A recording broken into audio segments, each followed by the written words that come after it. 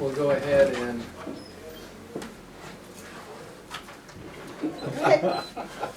Keep talking. open Recorder's up on. our work session for November 4th, 2014. If everyone could please either silence or turn off their cell phones, and then join us in the pledge. I Pledge allegiance to the flag of the United States of America and to the republic for which it stands, one nation, under God, indivisible, with liberty and justice for all. Denise, additions or deletions? We have two additions, BOPTA member recommendations and donation of property, and the deletion of the Atkins engineering agreement. Great. Okay. Also, if we're going into 12 o'clock, I'll have to excuse myself. I have a conference call. I need to take another room. Okay, first item up then, we're gonna jump right in, 9 AM timed item, public hearing on the Workforce Consortium Ordinance number 107, and part of the packet also involves the Central Oregon Workforce Consortium intergovernmental agreement. Since we're in a timed item, we'll open the hearing at this time in the matter of adopting an ordinance ratifying the creation of an intergovernmental entity known as Central Oregon Workforce Consortium. A little quick background on this. Lake County currently belongs to a 24-county member consortium for workforce, the Federal Workforce Investment Act, which is becoming 5 cents to kill. yeah, it's becoming the Workforce Investment Opportunity Act. The governor, at his discretion, can ask for counties to evaluate their workforce organizations at any time. It typically isn't done, but it's been 15 years since the workforce organizations in Oregon have been looked at. And as I said, Lake belongs to a 24 member out of the 36 county consortium known as TOC-OA, the Oregon Consortium Oregon Workforce Alliance.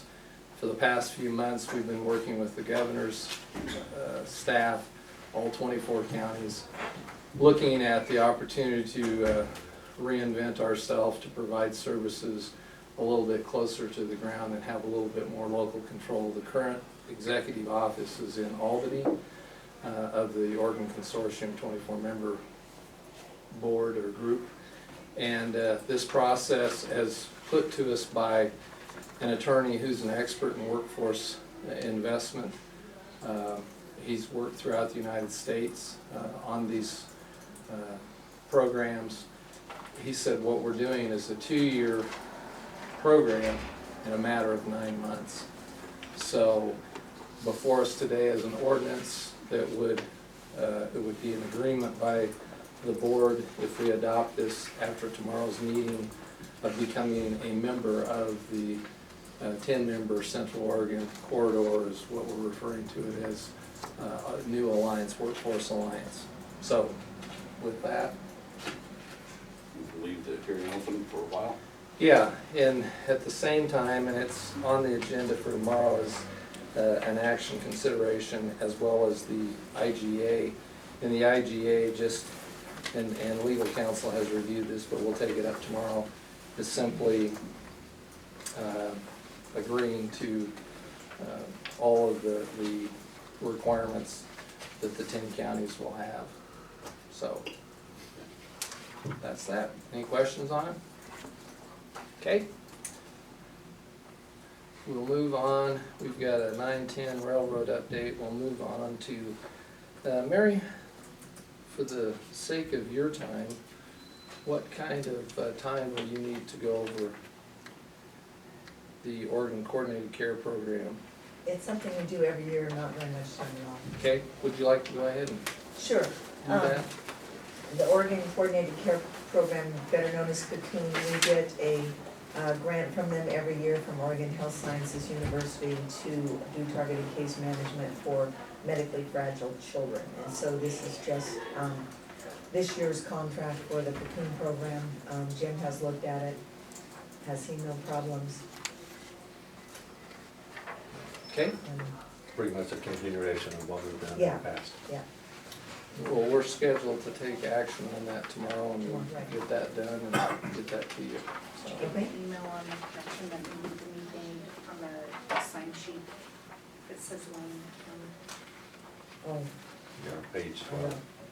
Yeah, So if you can get me any one of those. for Yes, I tomorrow. will. Have Klamath County for the state and Okay, for the sake of the audience, could you, on Cocoon, is care coordination for targeted case management, so for the audience, can just elaborate a tidbit more on targeted case management? well, coordinated case management is, basically, it's a referral system, so if we have a child, that comes in, say with cystic fibrosis and they're in the school district, we will do an action plan, with the school for that child. We'll make sure they get the resources they need with referral to OHSU or Dornbecker or whomever it may be. Work with their primary care physicians, and monitor their care. Goes up to AJ Can. Thanks. thanks, Mary. Did you have anything else, Mary, before you? Oh, one quick thing, we're having our preparedness exercise drill. It's a full-scale exercise tomorrow at the fairgrounds. Starting from 12 to 4, we'll be giving seasonal flu shots, but our scenario is a deadly flu called AK-47. And working with emergency management, town of Lakeview, EMS, to put that on. Great, that's pretty good. Thank you. Okay, thank you. We've got a couple more minutes yet. Denise, how long will it take you on the purchase? Not very long. This is for the printer that we discussed, previously. It will, what do you wanna do? I don't know, Bruno's probably here for the lease, No. and we might be able to get them out of here Oh, pretty fast. sorry about that. Sorry, Mr. Chair, but Yeah, well, no, I didn't even pay attention to that. Okay, I just hired looking at Bruno. yeah, I understand. Bruno's a busy guy. We are running to the drills, Yeah. Go ahead, Dave. Quartz Gold or Alamos, they want to lease the 1240B, the one next to them, for the amount of $800 a month. They're wanting to grow and add things and move forward, and I guess they're starting to mine. You guys are starting to mine, right? Drilling, bringing Drilling, some. right, starting to more drill, coal. yeah, so they need more room, so I put a lease together for them to lease 1240B, is the actual address for it, for $800 a month. And legal counsel reviewed Yes. it. We do have it on the agenda for tomorrow for approval. I'm fine with whatever we want to do here. Is that $800 a month static over years, or does it incrementally increase? It increases as, well, no. Well, Full amount. it's full amount. Okay. Yeah, it won't go up because that room, that building doesn't have an office space, it doesn't have restrooms, it don't. So I didn't see fit for to charge them the full amount of what the rest, you know, bathroom. But there's a tree outside. Right, well, it's a little tree. It's a little tree. Okay. But tomorrow we'll approve it. Perfect. Unless you have any questions, we don't have much more, Bruno. We appreciate that Alamos Gold is here. They're starting into the drilling and the Yeah. testing phase. We're encouraged. Yes. Perfect, Yeah. perfect. Yeah, we are really pleased to be drilling and we are really happy with all the local support there. And, yeah, we got some consultant in town today, so that's why we have to run to the drill. They are doing some oriented core. And it's a geotech firm from Portland, actually. So, and one guy came up from Reno, so they'll be here for a few days. That's great. Yeah. We look forward to sometime in the near future, a full update Perfect. on No. things. I know that there'll be folks next week meeting with us individually, so. Right. Yeah, the CEO of the company is going to be here on the 11th, and the vice president operations. So these are two of the top guys there. Did you Yes. say the 11th or the 12th? I think the meeting is maybe on the 12th. They Yeah. arrive on the 11th. Okay, And very good. Very good. keeping on the Thank you. Well, thank you very much, and we'll come tomorrow to pick it up, and I won't sign it, I'll send it to Toronto so they can sign it. Is that okay? I didn't understand everything you Oh, said. yeah, I won't be able to sign it tomorrow, like I don't have the signing authority, so I'll Dave, send Dave it. will take care of. Yeah, so we'll Yeah, send it well, to tomorrow. yeah, that's fine. They'll be That's signed fine. pretty well right away. We can get the keys tomorrow, Dave.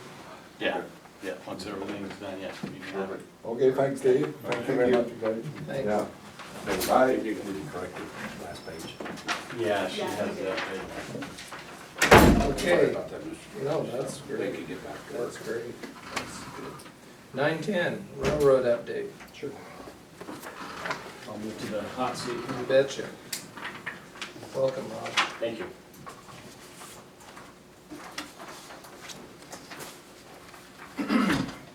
All right, for the record, I'm Rob Padillas with Lake Railway. I'm the general manager.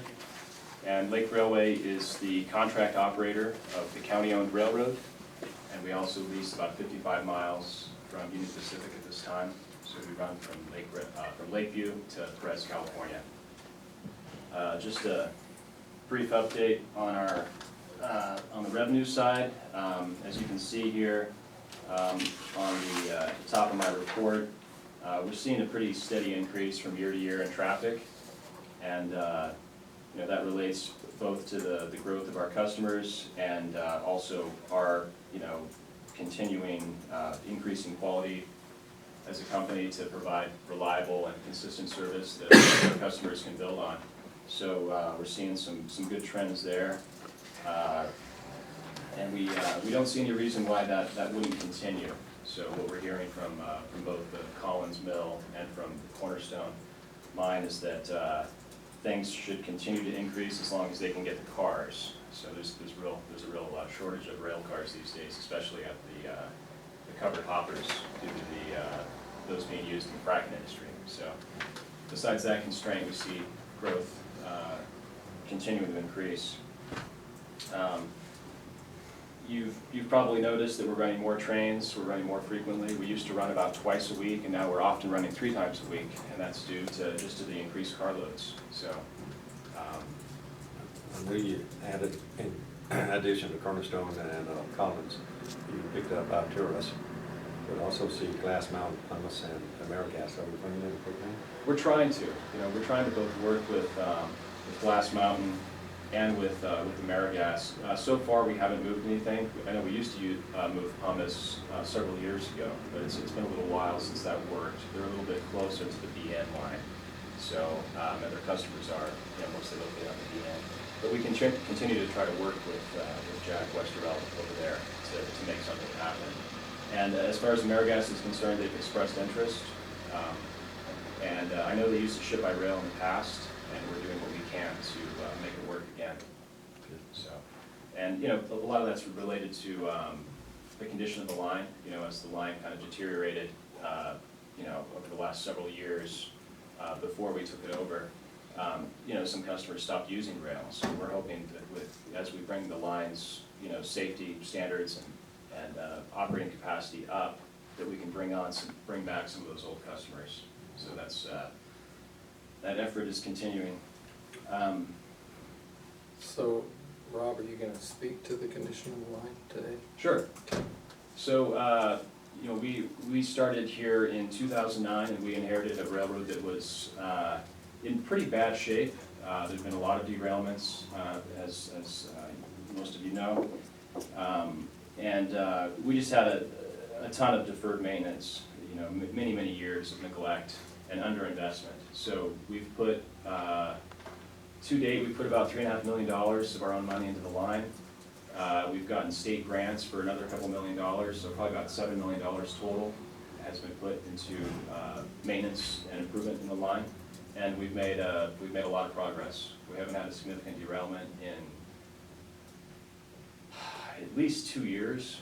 So I've been managing the railroad for about 1.5 years, but we haven't had a major derailment in several years.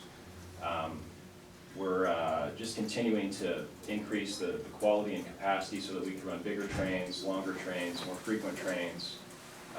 Start running hazmat loads as well. We feel comfortable to do that already. And we're just gonna continue because we see more growth on the horizon. We have more customers coming online. There's also the sawmill in Alturas. I'm gonna meet with the owner for lunch today. He's expecting, if he can find cars, there's also a shortage of chip cars, but if he can find the cars, he'd like to do 5 chip loads a day, so. Well, I mean, he'd like, you know, we'll see what happens, but I think that there could be a lot of growth coming out of there as well.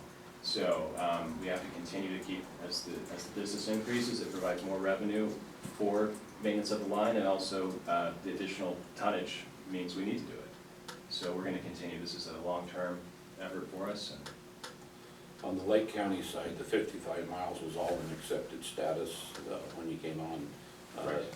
Have some of it come out of accepted status at this time, or are you still just keeping that until you're able to get heavier rail and other things in? yeah, correct. There's a lot of it could be brought out of accepted status if we wanted to, you know, 10 miles here, 10 miles there, but just for the sake of simplicity and consistency, it's all still in accepted track status. When we come out of accepted track status, there'd be a lot of, you know, administrative work created by that, just dealing with the extra, you know, level of scrutiny from the federal government, Right. which is normal, but it's a big time consumer.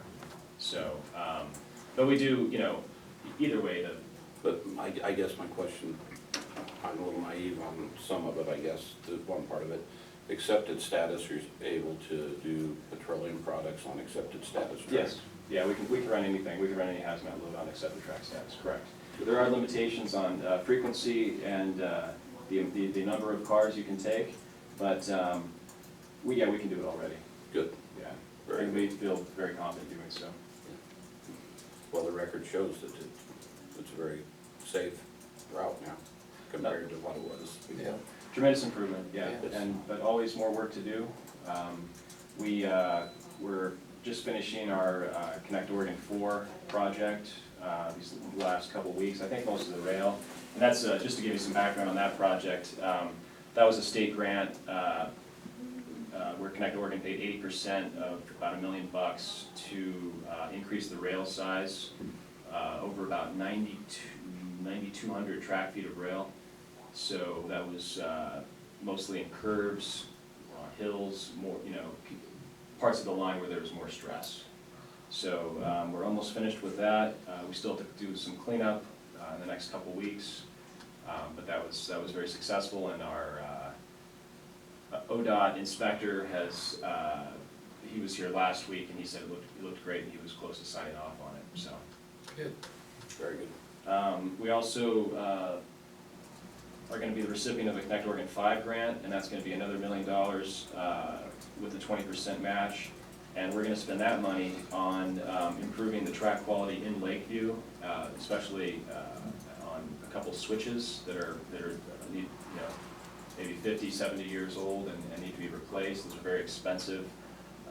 So that money's going to help us both fix those switches and also fix a crossing at the 140, I believe.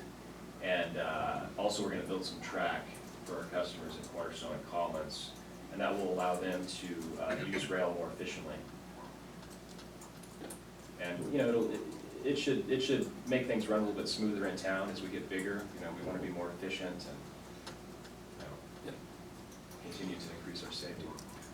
Same thing, last year, I get a few phone calls on locomotives running at night. You have a game plan for neighborhoods? Well, it's very difficult. That's kind of a tough one. I was hoping you wouldn't ask. You know, we only run when we need to. We you know, when we get 15 or 20 loads ready to go in town, they need to go, you know, for our customers. When the customers are out of cars and we need to bus over to Alturas and bring cars, you know, we do what we need to do for our customers. And but we would always strive to make our footprint as small as possible, but we will have to run at night occasionally. We do have what's called a hot start installed in our locomotives, so they shouldn't have to run all night in cold weather unless it gets very, very cold, like 10 degrees.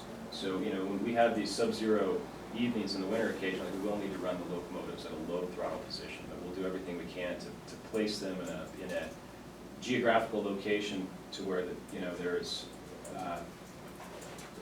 there's small problem as possible. Yeah, appreciate that. Yeah, yep. And operating a railroad.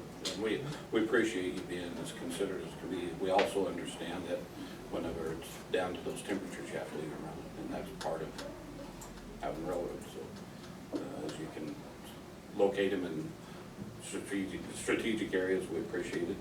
But yeah, we will still get the calls, but we understand that it's the way railroads operate. Thank you. And please, I know, can you text me occasionally when one of our guys leaves something on, and please continue to do that. We'll respond immediately. Great. Just a little bit more about, well, I guess still on the maintenance side, we're happy to give anyone, any of the county officials would like to go tour the line, please join us. I know David's going to do that soon with us, and see all the work that we put into it. It's really it's a 110-mile long construction site, so the scope of what we've been doing is pretty amazing the last couple of years. I've been wanting to for several years to just matching it up with my schedule. Well, anytime, you guys are always welcome. Moving back to the customer side, we got the good news about Red Rock here a couple months ago. I'm talking to him occasionally, Jack Maturak. Yes. Jeff. And he's telling me that they're gonna come online probably in 2016.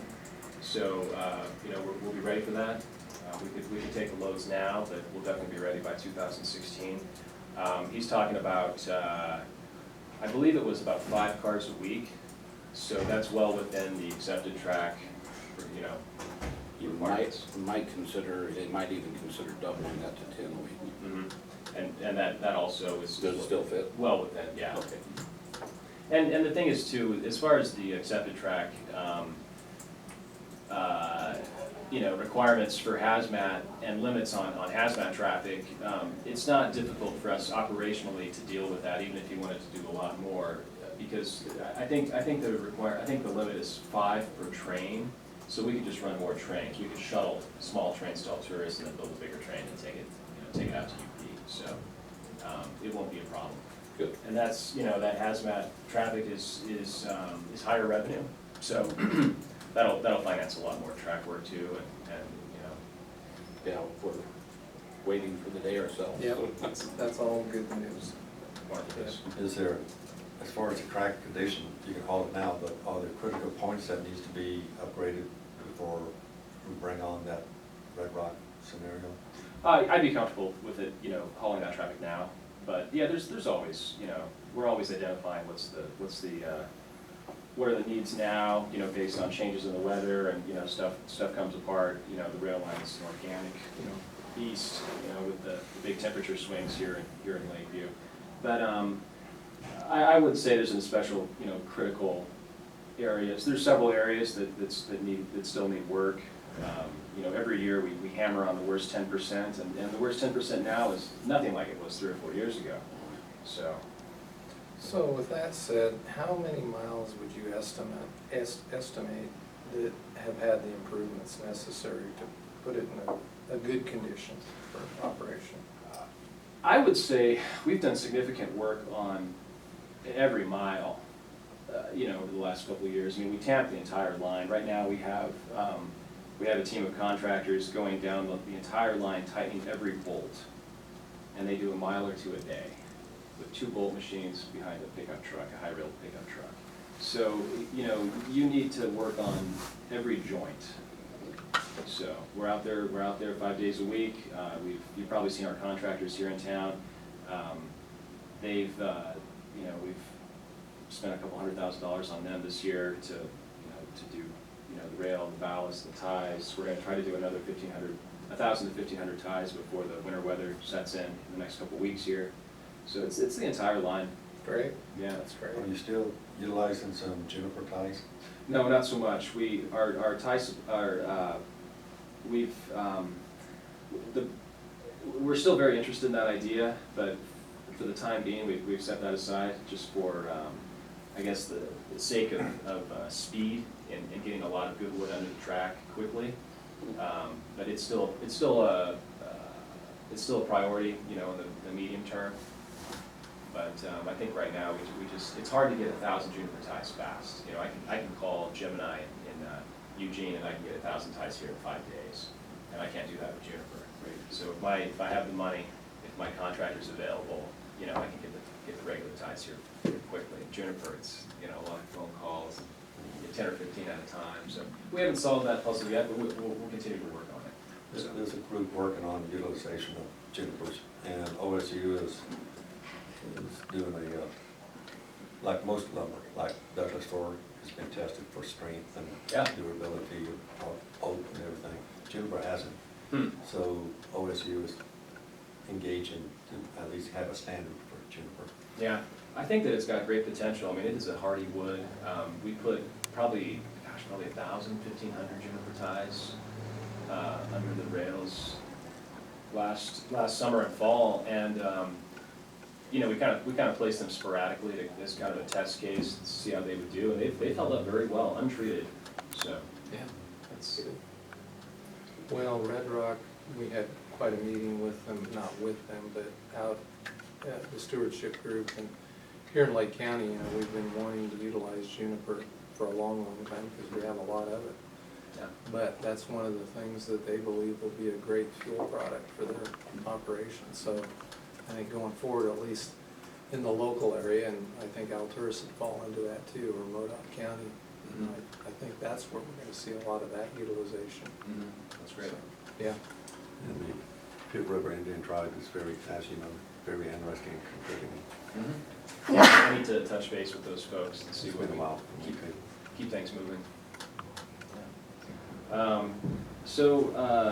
You know, in terms of operating results, I think this year will be about a break-even year, and that's due mostly to our large investments in the track, you know, long-term investments. We're still in kind of a development stage where we're putting every dollar back into the line. So Now, if Red Rock comes on, you would need another spur down in that vicinity. Would they be paying for that, or? yeah, they'll be paying for it. So I've told Jeff Jeff Manarak at Red Rock that you know, there are state grants available, you know, if they were to expand in the future, but they'll be paying for the first one themselves. They're talking about Connect Oregon 6 now, but we're kind of in between, you know, grant cycles. So I made him aware of that option for the future, though, if they choose to expand. And a contractor will be building that spur and that switch. We won't do it. Leave that to the people that just build, you know, track and spurs. Makes sense. Yeah. You know, the last bit of news is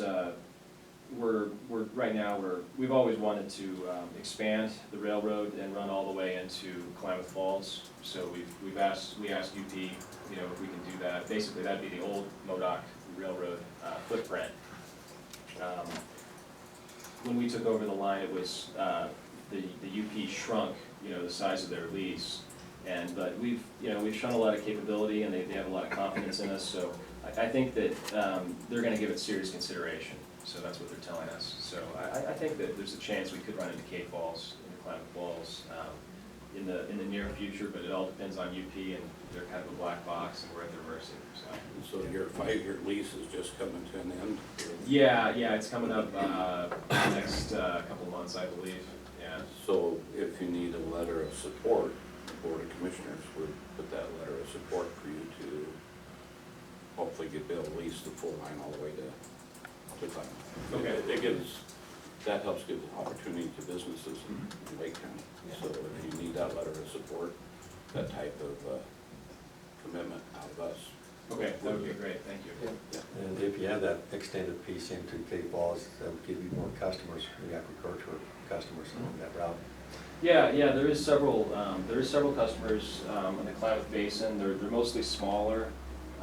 You know, the Waimea Grain, for example, they do some outbounds in the summer with the grain season. There's also some some fertilizer inbound, and it's about 300 to 500 cars, we're not sure exactly. UP has given us information for January to August of this year, but it's, because some of that's seasonal, we don't have a perfect idea how much more traffic that would be. But yeah, the long-term opportunities. Who are you working with, working on the lease with UP now? Is it still, can't even remember his name off the top of my head. John Miller? Yeah, is he still? Yeah, John Miller is still our Rep. short line rep, what's called a short line rep in UP speak. And he's a, management level person in Omaha that manages the relationship between Union Pacific and a bunch of short lines, including ours. Commissioner Winters has worked with him in the past. Okay. Yeah, whenever our lease came together pretty close to the same time as UP's Okay. last Yeah. time. So, what we hear is good, the rumors sound good, but you never know what UP's gonna do, and, so. Anyway, other news, we continue to invest in equipment. You might have seen our rail-based crane, buzzing around town. It can go on the rails or on the highway, and it can pull about 10 rail cars, so that's a real handy piece of machinery that we've been basing out of here. Loaded or unloaded? Loaded, it can pull 10 loads, yeah. That's a pretty neat machine, it's got a big grapple crane on the back. We do have an additional locomotive now, so we're up to 3 locomotives. And we, I can see us getting another one at some point, so. Is the historic 700 still operating occasionally? It wasn't yesterday, I've heard it is today, so it's day by day, so. They have sleep days. Yeah, so it's, we mostly use that locomotive for in-town switching. Switching in. And has auxiliary power when, we married up to one of our bigger road units, so. I never fully checked into it, but I believe that was a warehouse or locomotive that ran over here in the Bly area back in the day. Oh, okay. I think it was a 50s model or something, I can't remember, 40s, so I'm not sure. Yeah, it's an oldie but goodie, yeah. It's historic. So, I don't have too much other news unless I left something out. One correction, I have on here that we've had 0 injuries in the year. We did have an injury a couple months ago. One of our engineers was hurt while loading a car at Collins. He was not following the proper operating rules, and he was injured and had to take a couple weeks off work, but I'd like to report that he's back and he's made a full recovery. Good. So, safety is very critical to us. We really hammer on it. We have a great safety record, but we did have that mistake just a couple weeks ago. I'd just like to acknowledge appreciation for tamping down that Highway 140 crossing. Yeah. And that's a temporary fix. That crossing is gonna get a lot more work put into it when we start the Connect Oregon 5 project. And we don't have to go ahead, just on, timing wise for that. We don't have the signed contract back yet from Salem. We were hoping to start this fall and get some of it done before the winter weather comes in, but I'm not sure if that'll happen. So, but spring at the latest. Are you talking the Connect contract, or you're talking Yeah. ODOT contract for doing the work? No, Connect Oregon 5. Connect Oregon. Yeah. Yeah, that's within our scope for the Connect Oregon 5. Okay. Are you going to do a cement crossing there so that those mats are gone, or? I don't know exactly. I'll have to talk to my contractor what's the best option there. But What happened is our winters, the water gets underneath, freezes and thaws, and it lifts those up, snow plows catch them. yeah, So if you go with a permanent, more like cement or whatever, then the snow plows and the freezing and the thawing is not going to lift them, and you continue to get phone calls. And Yeah. where it's the main, it's the state highway, it's a challenge when it comes to work on just traffic control. and all flag that. and all that. Yeah. So you might want to consider that. Okay. Our winters freezing and thawing really impact that. And the snow plows hook them. Yeah. They never let you know, but they hook them. Okay. Okay. I'll make sure I talk to my contractor about using cement there. Thank you. Yeah. I don't know what options you have, but it makes sense to me. Well, I'll just tell them the pads are a great fit. Yeah. Are there any other questions? Is it a contractor from Western Oregon or Eastern Oregon, or? He's out of Spokane, I think, but he spent all summer in Lakeview, Alturas this year. So If he's from Eastern Oregon, then he'll know the weather conditions. Yeah, If well, it's from Spokane. And Spokane's pretty rough too. yeah, he's done a lot of work on, and we use several different contractors, but the gentleman that did Connect Oregon 4, his name's Mark Condon. He'll probably do a lot of the Connect Oregon 5 project, and he's also done a lot of work for the Alaskan Railroad. So he was up there for a few years, so he knows winter weather. Winter, yeah. So, Thanks, Rob. You bet. Thank you, Rob. Thank you Appreciate very it. much. My Yeah. pleasure, thank you guys. Yeah. Glad things are going really well, and we look for the future to be even brighter. We do too. Thank you for all your support. You bet. And we have a railroad advisory At 1:30 today, today. that's today. Oh, Rob, I'll repass it on to you, but I'll do it again. There's a lot of positive feedback on the noxious weed spraying last year. Yeah, Wonderful. Glad to hear it. yeah, those are important things, and we're getting really good reports. Okay, wonderful. I'm up, huh? On the Dave Show. Guess we'll meet back here at 1 or so. Sure, I can do that. So we got At some your office? questions on, Yeah, that's fine. Okay, we'll do. on how we wanna do the lease here? Well, as I told you before the meeting, I just wanted to hear what you are proposing. Well, we're just asking, here, do you guys have a copy of what Whitmore actually wrote up for his, it basically says the same thing as what I've got right there. It's showing that Number it's just three. being trade for $10,000 worth of lease. All they have is what was provided yesterday. Yeah, so they probably don't have this one. The one that they're sort of, yeah, I don't think they got They've that. got, okay, Yeah. let me pull these out then, I guess. What's that? Oh, I got copies here. I just, gotta pull them out of the file. That way we know exactly what he was looking at. And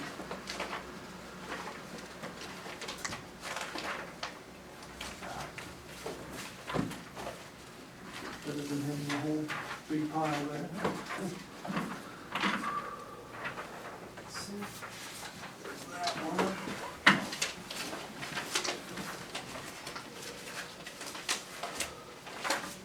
You've seen, yeah, you've seen that one as well.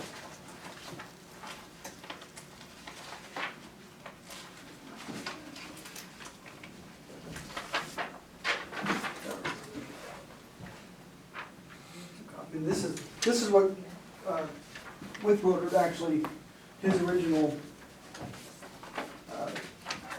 agreement, just for us to go over and try to make the addendum with, so we were all on the same page there.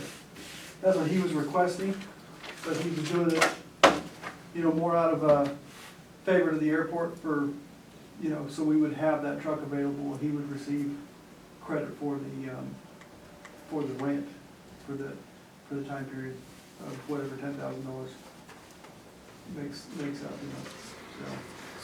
So let me see if I understand this, Tom, between these two, and the discussions I've heard before. He's saying in here the remaining purchase price of $15,000 donated to the Lake County Airport, and the other $10,000 of the $25,000 would be the future lease payments. Correct. Offset. Right, the offset in that, right.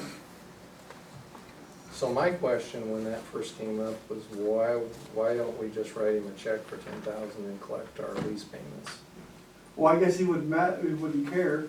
The only reason we talked about this way was just so that there was no money having to be drawn out from the county side, that the expense isn't there, So that was really both of us, Kyle and I, both talking about this. We're trying to look at a money saving over a short period of time Yeah. for the county having to come up with that. And I'm not necessarily opposed to that, but I guess I'd ask the question, the $10,000, if we looked at how much lease payments are on a given year, how many years would it take of no lease payments to make up the $10,000? To make it, And do we get into increased lease payment rates within that time frame that we would then forego? it's possible that we could get into an increase, because we're set till 2017 right now. And then as the FAA readjusts their CPI, then that could change. And then, of course, we still have the leeway to go, okay, where are we at economically with the airport? Where are our people at? You know, how it's gonna affect us, and then we can adjust from there. So we have some leeway, but more than likely over the next 5 years anyhow, it will increase some. So, especially as if we get everything going, we keep growing, you know, there's gonna be demand there, and we're gonna improve things more, and, yeah, and then the leases are gonna change. And we can't just change one lease, we have to change it, it's a blanket lease, so as far as a blanket, you know, across the board. Per square foot. Per square foot, Yeah. so everybody is gonna feel it, but that's expected, and that has to happen. So what is with Roder's lease per year, and then it'll let us know how many years to pay? It's $1,500 a year right now. So we're looking at, well, I think. A little over 6.5 A little over years. 6.5, I think I figured about 7 years, I calculated in there. But that doesn't, that's why I put in this latest one, you know, up to 10,000 towards existing, instead of locking it in by the year, which is what we did to start with, which, you know, that would left a little bit of confusion. So by saying up to $10,000, it doesn't lock us into a time period. It's just, okay, here's $10,000. When we use up that $10,000, you're gonna start getting billed. So Okay. that's how that would work out. Okay. So, and as far as any extra paperwork or anything, there really isn't, because if there's an increase, we're gonna be sending that increase out anyhow. So we're not changing anything, all we're trying to do is just save the county out of general fund or wherever, and the airport, $10,000. No, that part's good. Well, it's not really saving it, it is, you're not gonna have a revenue stream for that number of years.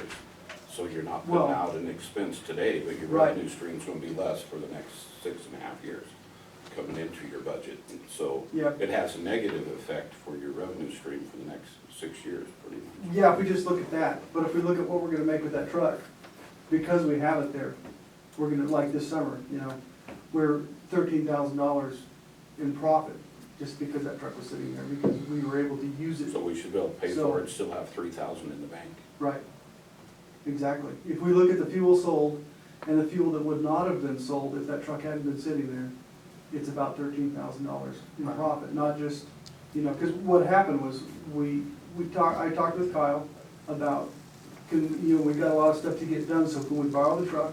You know, it's just sitting, we'll borrow it and use it for storage during the fire season. Well, we got it, and I mean, almost immediately, we got a load that left us with 12,000 gallons of fuel instead of 8. So now we had full fuel, Klamath, Alturas, and Burns all ran out of fuel at the same time. So the Forest Service congregated here, and they did it twice. So there was over 9,000 gallons of fuel because that truck was sitting there. So And we had it. can your budget sustain paying for it outright then? If you've made 13,000 since Well, July? we're in a negative right now because of the Connect 4 not being closed. But That's a eventually, reimbursement grant. right, So what, just for discussion, what if we entered into an agreement and it goes towards a lease? I personally, individually would agree with that as long as there's no penalty or we can pay it off early. Because I'd much rather not, and I'm not even sure, have to talk to legal counsel and I don't know if you worked with Ann, the budget officer, if we can do this, or if we have to show a payment going out and a payment coming in for our books to be correct. But that's something that probably we could write in there is that it can be paid off at any one time. And then that starts your revenue stream and your expense stream back into your budget, so you're following it every year. You really know where you're at. And that, I guess that's some of my concern is. Yeah, I think we're all gonna be in agreement that you got a good truck and that's a good deal. yeah, and I did have, Josh from the road department was out yesterday. He looked it over and said, it's a great truck, you know, he drove it down the road and did his thing with it. He said, you guys got a good deal on it, so, Yeah. you know, which, Same thing as he, we're all in favor of it. Yeah. It's a matter of making sure that the way it's paid for is the Oh, yeah. right way. right. Well, when I first heard about it, Tom, you know, and without going into the nitty-gritty of interest and this and that was the only thing that I was concerned about, was how should we propose paying for this to make it the cleanest, the simplest, leave the best tracks, et cetera. Sure. It felt like to me at that time, with interest rates low on our money in the bank, why don't we just pay for it?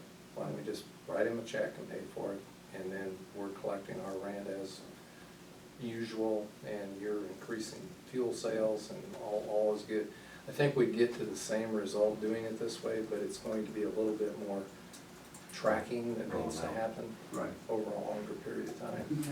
So Yeah, that's where I was at. all right. Yeah, when we talked the other day, I was kind of saying, make it clean and simple and be done with. Just get it done, You don't yeah. have to do it. But then it's the case of coming up with $10,000. Right. And that was, you know, looking at it from my point of view, or from where the airport is, we've already dipped in quite a bit. So I wanted to try and find a way not to dip in anymore, you know, to make the improvements and do things that need to be done out there, so. Sure. So that was why we kind of leaned this direction, but, you know, it really, either way, it doesn't really matter to me, so. So are you gonna head us in a little different direction, but the money in your account out there, particularly from the budget year commitments that we've made, do you see any savings coming on with some of the projects that we fully funded? Or are they gonna be nice? It's, the only thing we might see some savings with is the ceiling, and I still don't have anybody that's giving me an ironclad, you know, this is what the price is gonna be. I called the electricians back 2 weeks ago, and I finally got a return call yesterday from one of them, so I'm trying to get them out there to get, you know, an exact cost, and it's been difficult. I've had quite a few people this summer say we're too busy to even mess with it, wait till winter comes, so, and, you know, and it's not like that's not doable, so. Yeah. But we're at that point where we've got all the flooring, the new entryway door, and everything, even the paint for the lobby. So that's gonna be our first spot, it won't be too long, we'll be shutting that off. Once we get that done, then we'll know exactly what we have, if there's any savings at all for the rest of the sleeping quarters and the shower. So for this particular decision, that's too far out Yeah. for us to And consider. I really honestly don't think we're gonna have more than a couple of 3,000 Yeah. overall left over when it's done, so.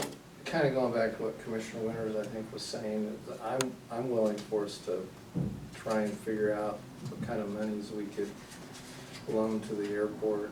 I think that's what you were saying, on some type of feedback.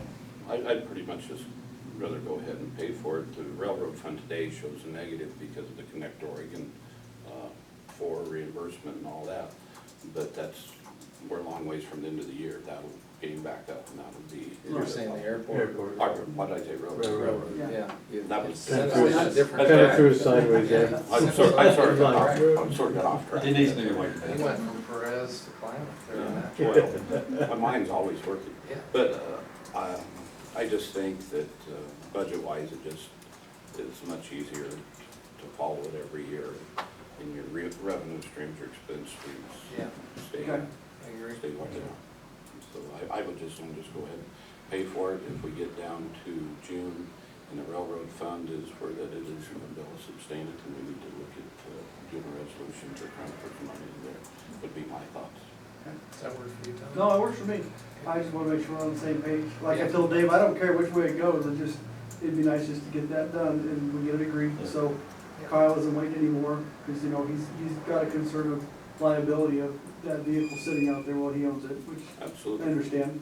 And, I made sure when he brought that up that the truck was empty to fuel, so there's no hazmat liability or anything like that could fall on him. So it's sitting there just waiting for us to do our thing, so.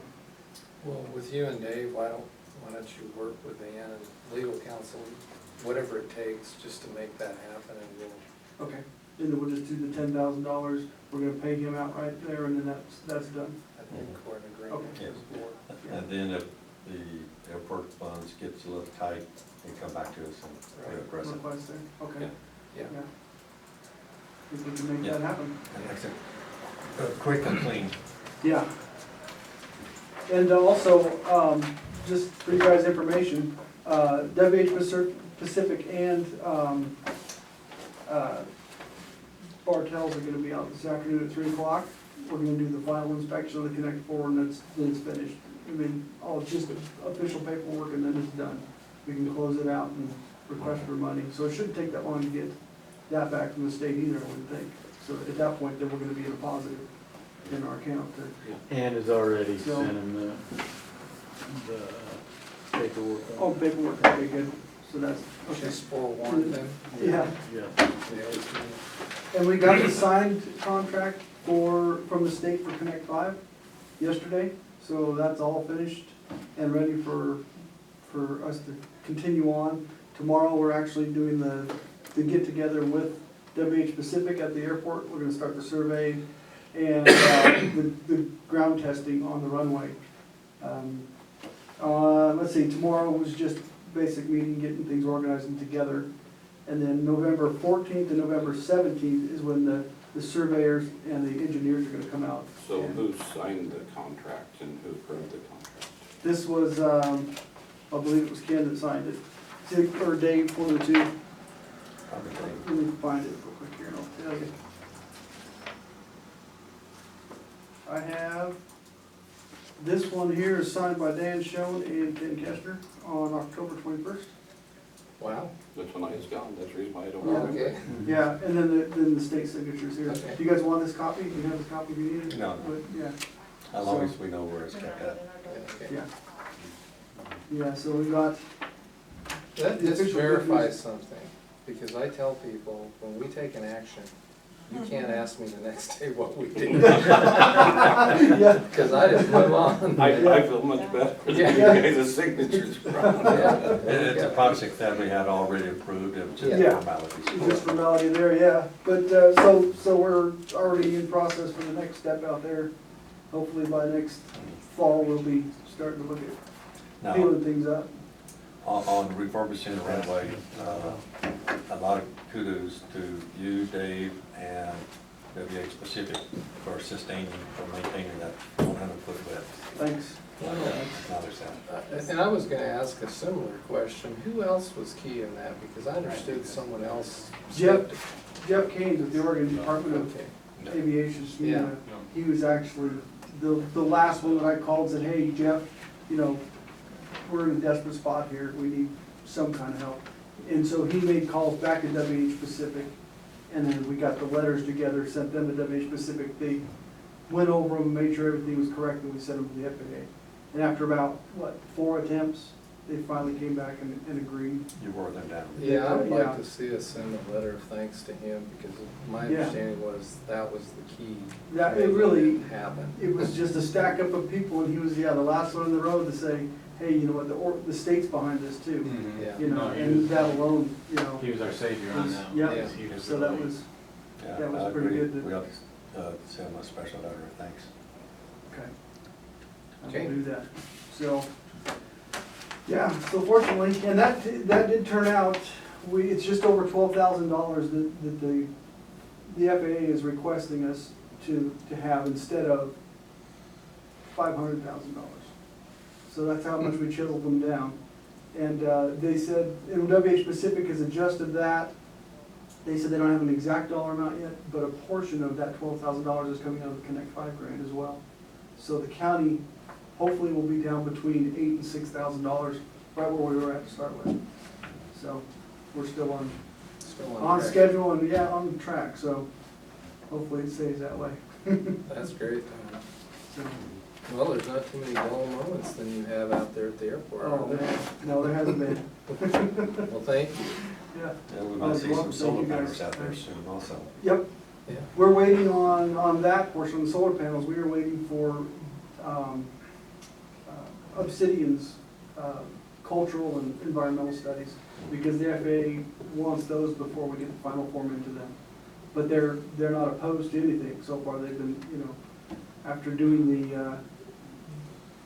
the buildup of the system online and getting a green light through their test system all the way through as far as reflection and height and all of that, they haven't had any other questions. So as soon as we get those environmentals on that, then I'll put that form together, send it in with the reports. And hopefully, they say 60 to 90 days after that, we should see their. Well, hopefully, since they've got some examples out there of other airports that it's worked well, Right. There won't be any No, hiccups. it shouldn't be that big a deal. And if I understand it right too, on the land out there, on the airport property, that used to all be in grain in the past, so it's disturbed land. So it should make it, from what I understand, easier to get the cultural studies and stuff done, because it's actually been used, cultivated, and stirred up, so hopefully that's all correct. Yes. Hopefully, I said, I saw that look. I'm good at these. It's all been disturbed at one time, yes. Yeah. Surface Story disturbance, over how deep is that? Yeah, that's very true, huh? But any cultural survey would just be surface looking anyway. Yeah. So we'll take off tomorrow's agenda addendum to the fee schedule, because there won't be any addendum now, so. Correct. So now what Tom and I need to do is go speak with Ann and then And pay for the truck. just pay for the truck, figure out what Get it the buys. title, Right, get the title, get it all. yeah, squared around. and they've got that title sitting there waiting for us to just make the final move, and then Yeah. they're ready to give it to us. The only thing that, as far as the addendum, there will be a change from the original in the fact that it'll only be $10,000 instead of 15. Because if you look at the original agreement, Mhm. he was actually coming up with $15,000 worth of, well, no, you know what, I'm sorry. That 15,000 was the donation portion. So that changes from the work, a property improvement value to a donation of the truck, $15,000. So is that gonna make a difference? Do I need to make a change, an addendum to that? Instead of a cash value? Without seeing the original fee or the contract with him, in the original contract, does it say anything about, this is an addendum to To that, exactly. So what does the original say? Does it say that there will be,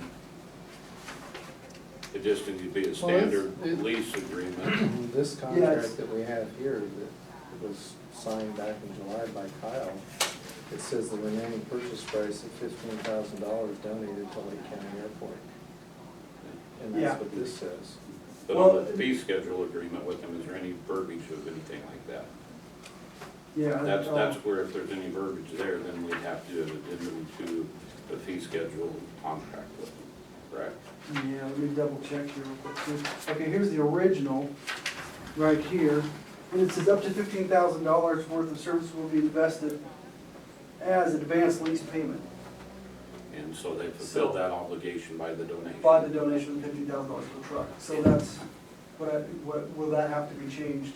So, I guess we acknowledged that that has been done, so that's done and over. okay. I don't Well, think we legal have- counsel will be here Yeah. tomorrow. Yeah, and have we can legal get counsel. whatever we need to get to show that 15,000 is being donated, 10,000 is in a singular payment. Okay, on the truck. Yeah, okay. So we'll leave it on there. Yeah. And whatever the outcome is on the donation, what we mentioned yesterday about the letter of acknowledgement of the donation. I think what we're gonna do is carry it forward, we're gonna let them carry it Yeah. forward and have a discussion. Work with Ann on that. Okay, I can we'll do that. introduce it. Sounds good. Thank Okay, you. thanks, Tom. Yeah. Thanks, Dave. Thank you Dave, guys you'll very be much. back. Yeah. But I won't. Okay, at this time, we're gonna take a 3-hour break. We'll take about a 5-minute break. Morning, Brad. Good morning. It's hot in here, Morning, guys. Brad. Is there a lot Yeah, of, the windows are open. hot air going on? Soon to be. Soon to be. Yeah. It's the rumor. No, that's not what we expect. appreciate you acknowledging your employee. Yeah. I knew that was coming. I was trying to take the high It road. wasn't you we were talking about. I was trying to keep a low profile, see where that got me. No comment. Lots of loving this morning. There was deer all over the place this morning. As she's coming into town, Well, all the way down. all the way down. Yeah. It was raining up in LA Pine pretty hard. I thought we might get it, but we got out of it after a while. Yeah. It was raining on the way in from Paisley this morning. Did you Yeah. get rain there Was too? a little bit, yeah, it slacked off quite a bit. A lot of wind though, man, the wind was just out. It looked about like snow south of the valley this morning. It did. You know, there were snow in the mountains coming around, Summer Lake and, that area. Yeah. But the wind was blowing so hard, it was great. Yeah. I've seen more deer dead on it between greenhouse nursery and farm than I've seen in many years. Yeah. Well, I tell you what, the day after hunting season was over, I went back, and I hadn't seen any kind of, you know, when I came down. Just overnight, they came out, they must have a clock in there knowing that the deer season was over, because they were all over the place. The bug's been in my yard ever since that day. Is that right? Close to the year. You know, I think that this year, part of why you're seeing so many dead this close is I think the cat population's up. It's pushing That down could town be. where it's safe. Yeah. Plus all these knuckleheads that feed them gallons of stuff, like my neighbors up the road. Like my apple trees. Those are trees, that's one thing, I'm talking about store-bought go and Oh, put is these that troughs right? and feed them, and then wonder why they're getting a little too domesticated and run over. I mean, duh. But what do I know? Well, those kitty cats eat a deer a week. That's a lot of deer. Yeah, they're crazy. You can get those valves fixed and shut that heat off. If you get the house fixed. Oh, yeah. Oh, that. Oh, That was one of those ill-fated projects 2 years ago. what happened? Nothing. Oh. Why don't you call somebody in and have them fix it? Now what happened, this old system, the way it's designed was to have a valve so you could shut off the flow of the water through the radiator. Right. And there's a number of them that have a little thermostat on site that would control that valve. Well, the thermostats have failed, and those, some of them just been clipped off. Well, they don't work, so we just clip them off. But when the valve was froze up in whatever position it was in, and then we have a bunch of manual valves that have been froze up. Also, it's a summer job to drain the system and just put in the valves. Yeah. And then you also have like, this used to be a wall that was here, this was, that, from this center here over into Denise's office, that was originally the original county court meeting room. Oh, wow. It's been shifted that 12 feet or whatever it is this way. Do we have a layout of the, where they're putting them in? Where the I walls haven't are seen going? anything, I have no idea. I Yeah. haven't seen anything. So how's the building going on over there? We got a layout or a drawing? Yeah, person just needs to get with Dave. Well, we need to look at the wiring and make sure we get it wired properly. Exactly, and that's the beauty of having the time and the opportunity. But I talked to him again last week. As soon as our window painting, roofing contractor finishes up, he's gonna clean that completely out. And what he wants to do is go in and put lines on the floor to show exactly where all the walls will go. That's why we, of course, left the inserts that we put in to shrink the windows open, and we'll leave them open. And then let you guys come in and do your magic. And All right. Can I use spray paint? Hmm? Can I use spray paint on the floor? Yeah, we're gonna They're gonna replace the carpet, I assume? Oh, we're gonna, it'll be bare floor. There will be nothing on it. Oh, That's how cool. the utility, Guys do it. I wanna spray something. Yeah, It's the little things that bring me pleasure. we'll Whatever do happened it. to a chalk line? But he will be, like I said, he'll be totally cleaning it out and chalking or lining everything so we can all get a view of it, but more importantly, you can, and cool electricians and. Well, that'd be neat. So next year, hopefully moving in? Yeah, I mean, with any luck, by the first of the year, they'll be in a position where they'll have it ready to start working. Cool. What we've gotta decide, is that off? Unedited. Yeah, they said to keep it on during even breaks. So. Oh, okay. Yeah. Well, Sorry. that's fine, that's fine.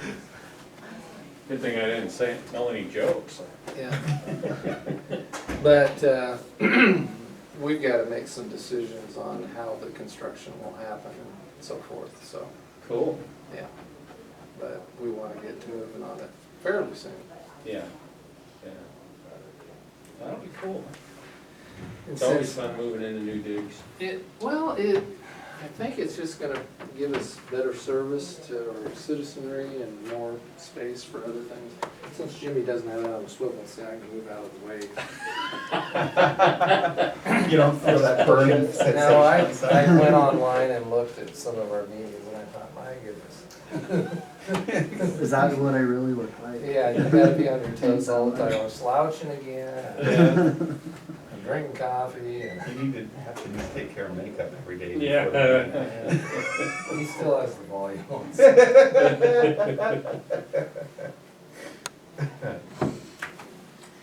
Oh, that's fun. So anyway, Well, it'll be it's all fun. gonna be good. Yeah, no kidding. Yeah, it'd be nice when everything is done and all the, I'm kinda, my little pet peeve is the finishing touches, cause that's usually what gets overlooked. Yeah. That's, we're gonna know. Well, the windows look nice. They do, Are you gonna have curtains on there for the oh sun? yeah, yeah, That'll be nice. yep. But we'll get all things done, people moved where they need to move, and It's like I never all said. done though.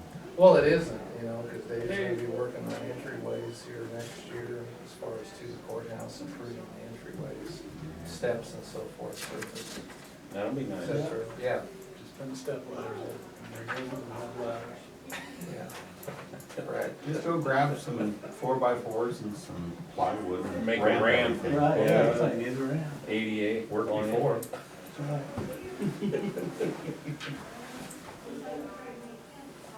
Yeah, what's that, the Acrobatic Displacement Association? All right, thank you. You know Jimmy leaves the camera. You know they can hear Poke him in the eye. Sorry. For me, it's nothing new. I was gonna Catch say, this yeah, on it's camera, right, Jimmy. and I'm trying to be. Mwah. Well, that way nobody can ever grumble about it being edited There you go. and have. Open that window back up, did we? It's hot in here. Oh, yeah, it It is. So I'm glad they opened that. Talk to that facility guy about fixing those valves, so you can shut the heat off of those. No, my windows are actually working. So now you're not doing anything on the valves, We right? were testing the windows, that's what we were doing. They are working.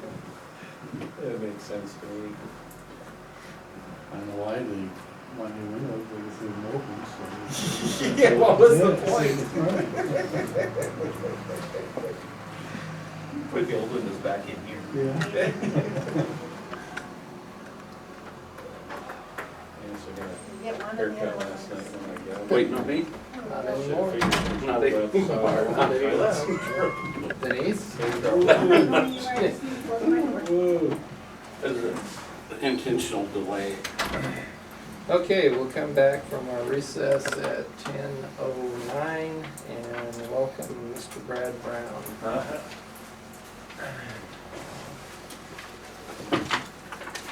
It is hotter in the seat. Yeah. So you guys hopefully got packets. Yes, we did.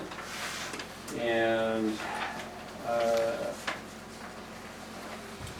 think I got a copy of what you got. So I was asked to bring a couple of things before you. One would be what we're doing on the data security plan. The other project updates. So where do we want to begin here? Let's do project updates. Cool. We got mental at the mental health. They are now connected to the county email and we got their backups working and worked on servers, network, brought them into the county. So basically, we don't have the finished final connection yet. That's still in the works with whoever we're doing that with. But everything else is complete. And we have been supporting them since whenever that was, July time. And in the end, we were having a problem communicating with Barrett Technologies, but in the end, they stepped forward and we were able to complete what we needed to get done, which was nice. Good. Yeah. So they're now on the county email system. We got all that changed over And spent a few days there, but they're up and running and looking good. So they're up to county address, co.lake.co. No, they're on their own address still, but it's under the Yeah, county. but they do have the ability to move. And Okay. some of them had some addresses that were So- set with the state and so forth that they had to keep. So without having the county address, how's that work with the Windows application? Just fine, just fine. So they can.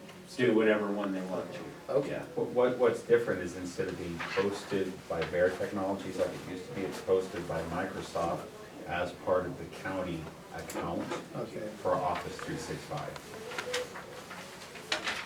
What do each of those accounts cost? $7 a month? Works out, I think it's like $96 a year for an email box, email account. Okay. And that's with Microsoft and housing it, doing all the backups. They keep up with all of the public record search criteria, you know, that it's supposed to have and keep that in place. Okay. I'm good. Go ahead, Brad. Cool. And we'll get into that more. Don't forget to talk to you more about email when we get into the security plan. Just a little information for the audience who's behind the camera there. When the county took over mental health back in 2007, they was being served by a previous provider of mental health, the company out of Cape Falls. Over the years, we've refined and grown our computer aspect here. And there was just one more that we're moving from another provider to ours. I'm just glad they let me out of there. Public health. Haven't let him back in. Move right along. Public health. Trying to behave myself this morning. We're working on that connection. We were gonna do it Friday. We ran into an issue. We have that scheduled for this week. So they'll have a connection here. We have been working on their network and backups and everything, and they're doing really good. Good. So, we should be healthy here soon.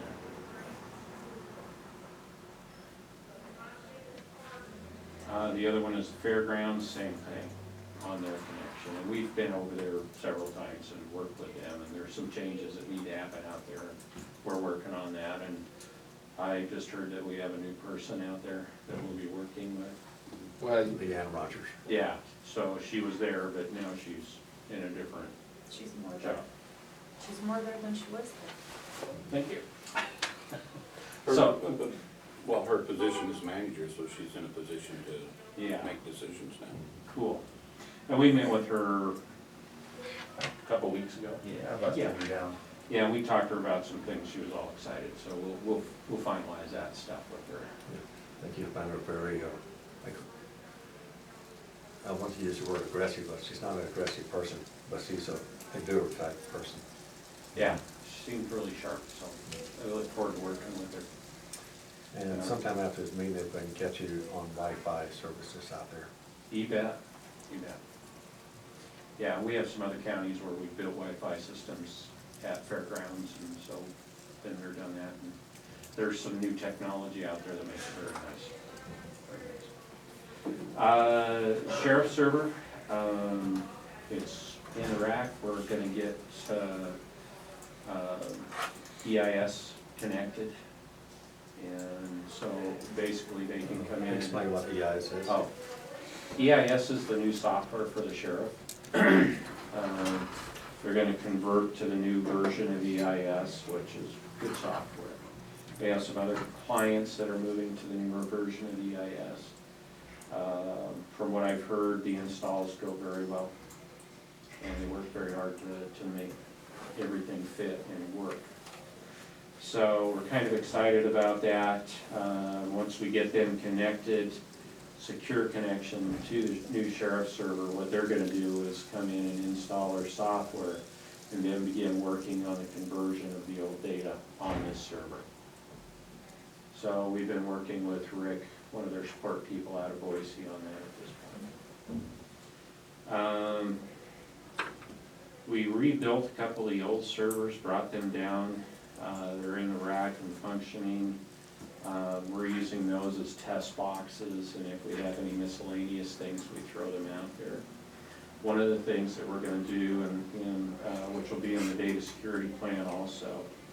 You said using this text box and anything you test, you throw them out there. Yeah, we can put them on that server and test them without having any effect on the network, the county network.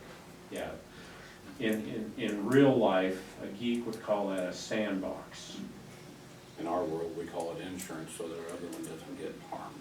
Correct. We call it a sandbox, we call it different things. We're just gonna have a place where we can throw things out and test them. It could turn out to be a kitty litter box.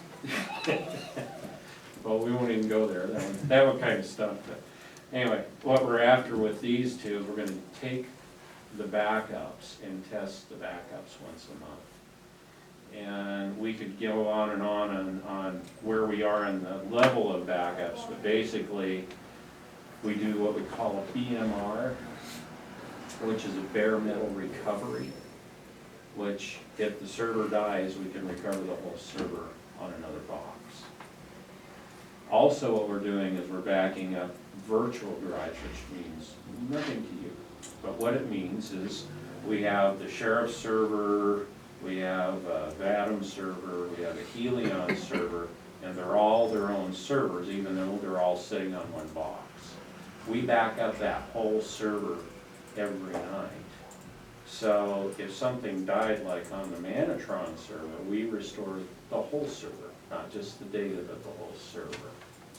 So we're where we want to be there. We are working on taking the Buffalo down probably this week to the annex. So we have the Buffalo here, we'll have the Buffalo at the annex. And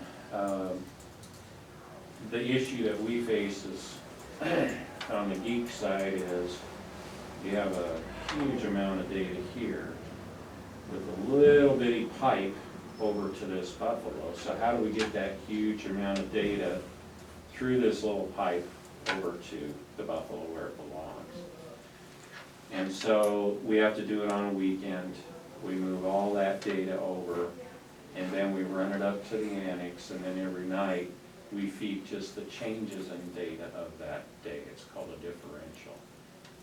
Am I just totally So is the ask you little, guys, or are you still with me? well, I'm still with that small pipe. Okay. the buffalo that you're moving up there, the little bitty pipe, is it here? Well, we have a little bigger pipe here than Yeah. we do going up there.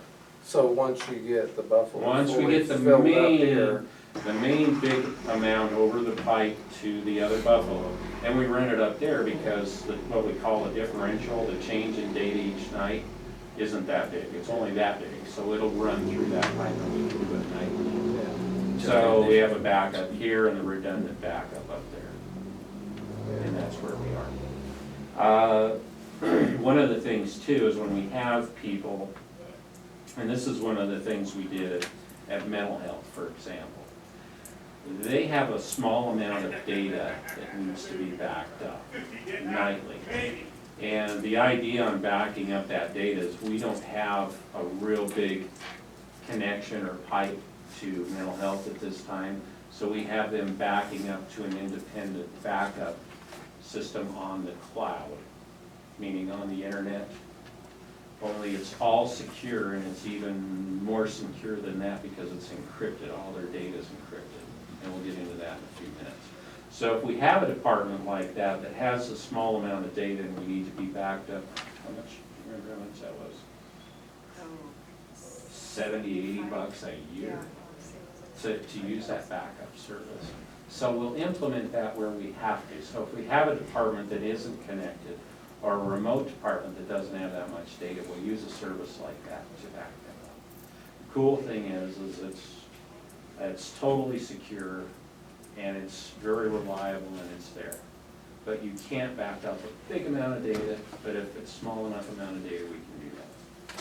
So Brad, it brings up the question, not for today, but here in the very near future, are we gonna have access, or does Denise currently have it, to show kind of a schematic of all of this stuff and where it everything is? You know, actually, we do have some pretty good drawings that we put together. That would be very, very It helpful. changes all the time because we're doing so much stuff. Right? Well, as we get, we'll never get to the end, but as No. we get to the end of the major changes, bringing on public mental fairgrounds, all these different things, and we get the backup someplace in the Buffalo up there and this and that and in the cloud. And be nice to have all that. We do. We try and keep it up as good as we can. With these last changes, it's not in there. But we have some rough drafts of what we're doing. The other one will be the sheriff's, Evidence bill. yeah, thank you, his evidence building and things like that. As we complete those and bring those into the network, they'll be in that drawing. Now, your IT plan, which is the overall plan of everything that we're doing, and we tie the budget to, and we work on all those things, we update that yearly. I call it a living document because it changes all the time. So what we can do is come back and say, here's a snapshot of where we are with diagrams, so you have an idea of what's going on. But usually, just so you know, when we do this kind of stuff, we draw maps of what we do, so we know what's going on. We know what's going on. They're in a rough draft format. Dean's kind of our magic picture guy, and he usually puts it in a format that you can understand, without all the geek jargon and all that kind of fun stuff. Yeah. So, yeah, we can show you that. He makes it so I can understand it, so you guys are good. Yeah, piece of cake. We won't even go there, Bob. On mental health, you mentioned that right now they should have a small amount of data. Do they have a, Considering, yeah. what's the future trends for mental health, public health, or any other that we have these small pipes that we need to enhance? Can I get, Later. yeah, as Okay. part of this data security plan. Okay. So, and we'll answer it, make sure I answer that. What we did on the data security plan is, I picked up on this last year because I ran into so many, actually 2 years ago, ran into a lot of issues with all of our different clients having issues where the data, people had done bad things with the data and with networks. So the idea of the data security, What people? I can't get into the cases on some, but some you may know. So as we go through these issues, how do we protect the county? How do we mitigate the liability to the county? And how do we structure it so we can preclude a lot of this stuff from happening? Bless you. So, in the last, I'd say, 9 months or so, we've done a lot of research. I've gone out, I've researched Oregon state law, I've talked to the Oregon Department of Justice, I've looked at different counties, not only here in Oregon, but also in Washington and in California, to see what they were doing,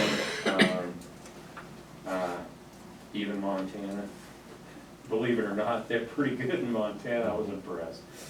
I thought all they talked about was sheep and cattle, but they had a pretty good thing going. The other that happened, we'll leave that alone. A few weeks ago, I had a meeting with the FBI, which was very enlightening to me. They're moving from 40 cal back to 9 MMs, in case anybody's wondering. But the FBI is all powerful. And if you don't think they are, just ask them, because they'll tell you. So when we got into the tech stuff, they have an actual tech group. They call it a cyber crime group in Portland. And they're good. So we went over some of the issues and some of the things, and when we get into policies, county policies and so forth, I had worked on a case here recently where it was with the military. And it's a public case, it's been in the newspaper. when I dealt with the military, I wrote them a letter because they didn't know yet what a breach of data security that had happened. I wrote them a letter and I said, please don't take our servers, because it will shut this public entity down if you take our servers. Please don't take our servers. Bless you.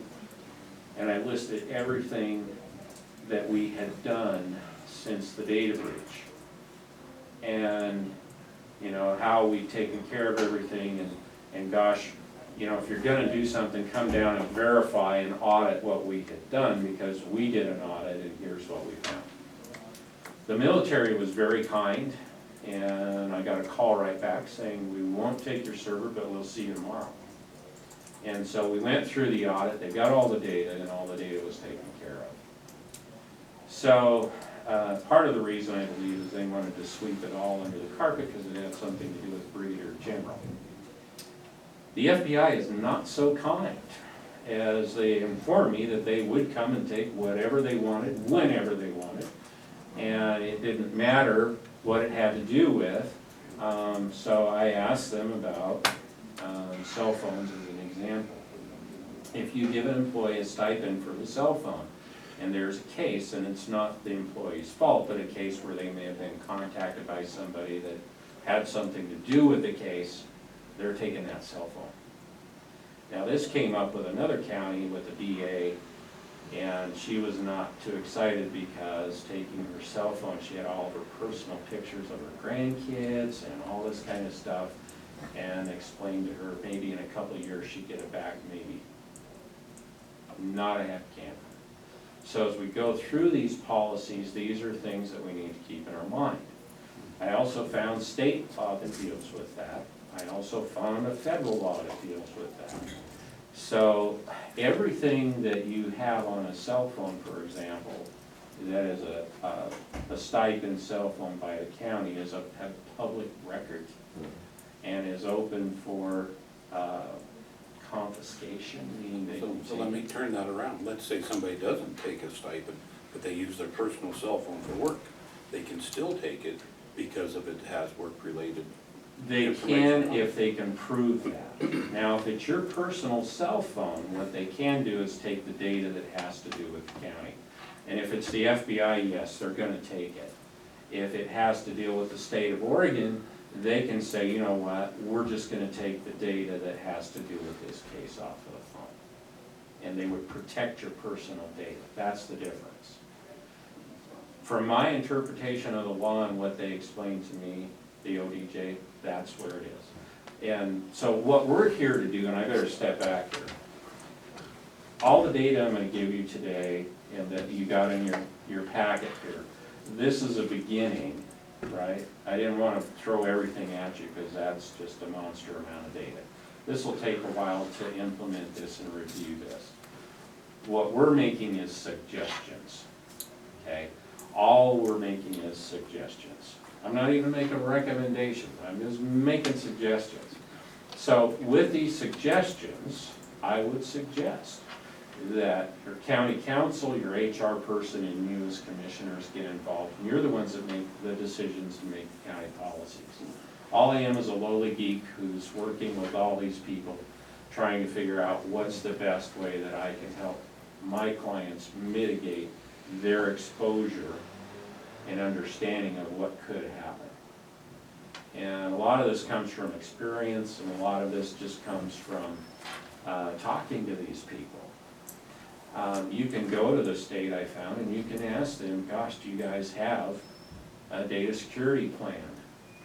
Yeah, they do. And you know what, it's a public record, and you can go in there, and in their data security plan, they state Oregon state law. And then under the law, they explain this is our policy, which is pretty cool. Does that apply to counties? That's up to you guys, right? Because you're the guys that set the policies. And when I looked at this, some of this may make sense for one county and not another county.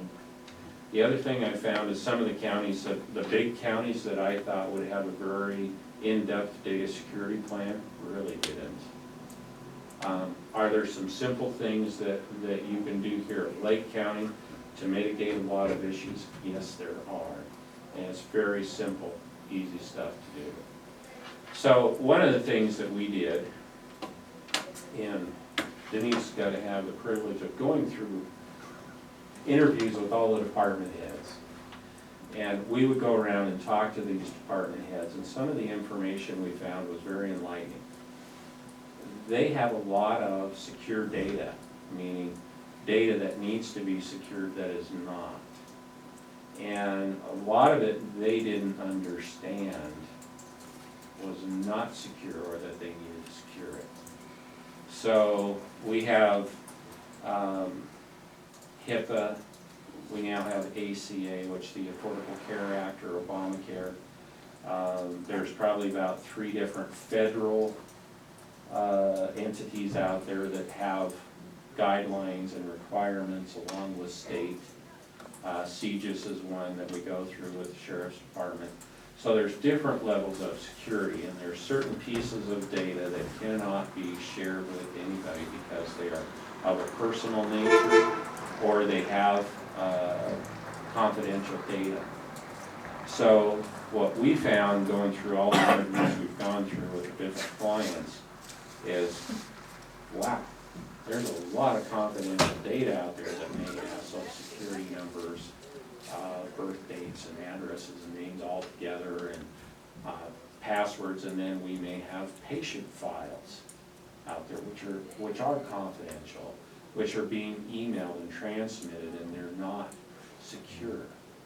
Now understand, what we found, one of the things we found is the state of Oregon will send a secure email this way. When they respond, it's not secure going back. Unless we have some kind of encryption here, it's not encrypted going back.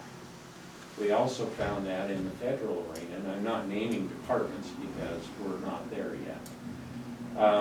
But these are things that we found in the interviews. So what we're trying to do is with these people is figure out, okay, how can we protect their data? How can we make it more secure? As we go through these, we came up with the first one, which is called an AUP, or an acceptable use policy. And if you look on that handout, that's the, oh, I wrote the letter. Yeah. So if we get to the AUP, it gives you kind of an overview of some of the things that we're working on. And this is just the beginning. This is a start. So as you look at this with county council and HR, I would assume that what we're working on behind the scenes, and that you'll be working on, is behind each one of these, like physical security, we need to figure out how are we going to implement that. And that's part of what we do. We also have more backup on policies that we can give you, more data on the policies. So physical security, well, part of the physical security for us is federal mandate by CGIS, which you get audited on, and will be audited again in 2 years. Everywhere that we have a switch in this building needs to be in a closet that's locked and secure. And we even have this up at the annex because we have CGIS up for the deputies at the annex. So we're going to have to secure those closets. Somehow we have to secure those. Okay, that would be a physical security thing that we need to do. Denise and Dave on the annex will work on making sure that it's. Yeah, and we'll talk about that and go through that. And we've been talking about this and kicking it around. So that would be the kind of solution we would come and say, gosh, we need to secure these closets. That's a physical security issue. The next page, and there's a couple others we'll be working on. The cool thing is you guys already have the little the badges, so we know who's where and why. This is important because we're getting audited on this. The feds do an audit every 2 years, and they want to know, are the guys going into the server room, the people going into the server room, are they, Legitimate. well, yeah, are they legitimate, but are we federally certified to go in that room? Well, all of my people are federally certified at level 3, so we can go in that room. As long as one person, we won't mention Bob, but if Bob's in that room, it's okay if anybody goes in there, as long as Bob's there. Does that make sense? We're gonna get audited on that, so these help a lot. This is a major step on the data security, is just having these cards. And you're way ahead of a lot of counties because you have them. So as we go through some of these audits, I'm just patting you on the back here. This is great, because it helps a lot. Now, when we come into data security, Brad, I don't mean to interrupt, but did you switch from acceptable use to the mobile policy? oh, did I? Yeah, Sorry. I'm trying to track all. Sorry, I got them both here, so I'll step back. Thanks, Bob. Holy cow. So, what I have here, I better look at that again. Data security. Why don't you stay with the mobile, since Come back. Started it. Yeah. So stay with the which one? the mobile, where you were, you were down at data security. Yeah, well, if I change my page on the physical security, the next page I have is data security, right? Right. On the mobile. Do you want me to go to the AUP, which is mobile? No, stay on the mobile use policy where you are, page 2, section 4.2, That's right. data security. There we go. I'll stay there. Does that Stay work where for you you are. guys? No, that works. Okay. Now we're caught up. I kept looking into the other. Sorry, guys, I got too much here. How about that? I'm gonna put mobile right here. Now I got it. There's a lot of data here. Even in a few pages, there's a lot of stuff that we're trying to get across here. So on data security, we have things, laptops. We're introducing tablets we have iPads, but we also have the little Surface Pro 3s, which we're implementing for a couple of departments, come to find out, have a lot of confidential data that needs to be protected, and it isn't currently. Give you an idea, if you send an email to somebody, the email goes out to the world and comes back. Even if you send an email between the two of you, it goes out to the world and comes back. If it's not confidential data, that's fine. But if it is confidential data, that's not good. So that's where we come into with tablets and smartphones, even laptops, where we have confidential data, and I can give you some examples of confidential data. Mental health, public health, they may have patient records. The VA, your Veterans Affairs, that's confidential data. And of course, sheriff's data is confidential.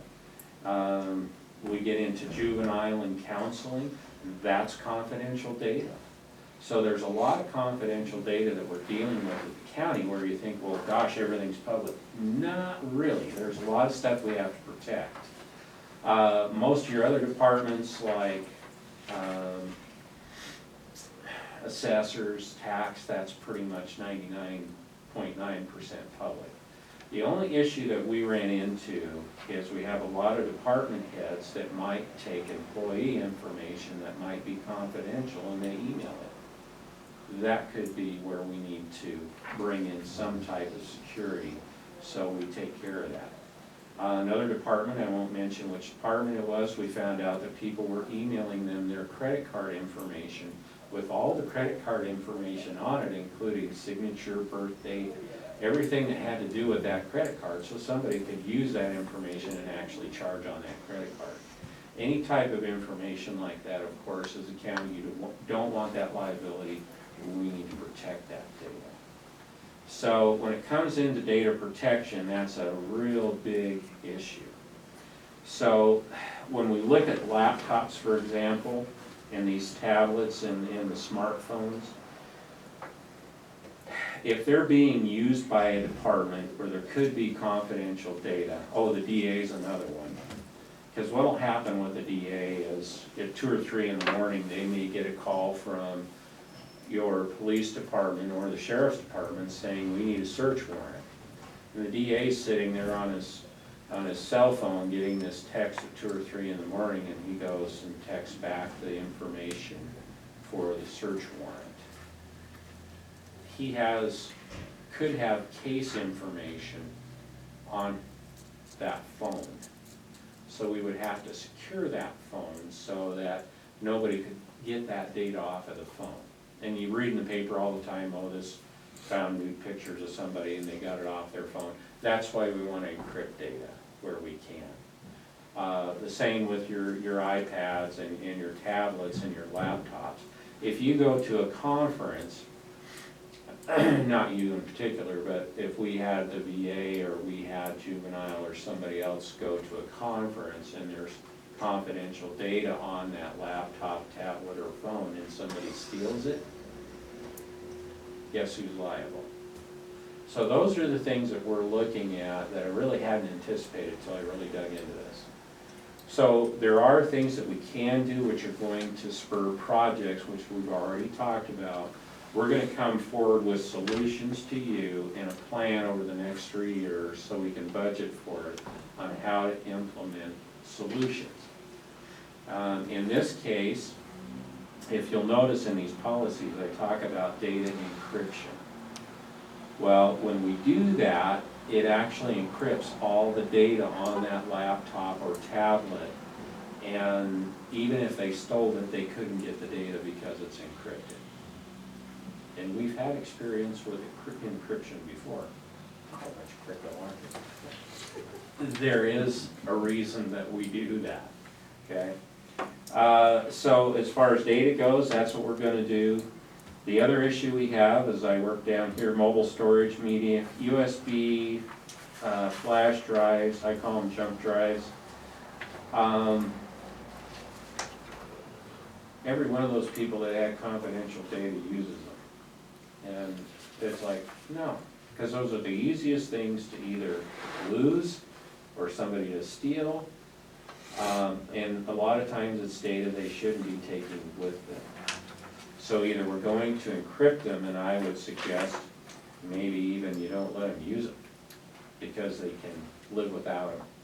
If they're secure data and they have a tablet or a laptop, let's encrypt that, save the data to that so it's encrypted. What's the mechanism of encrypting?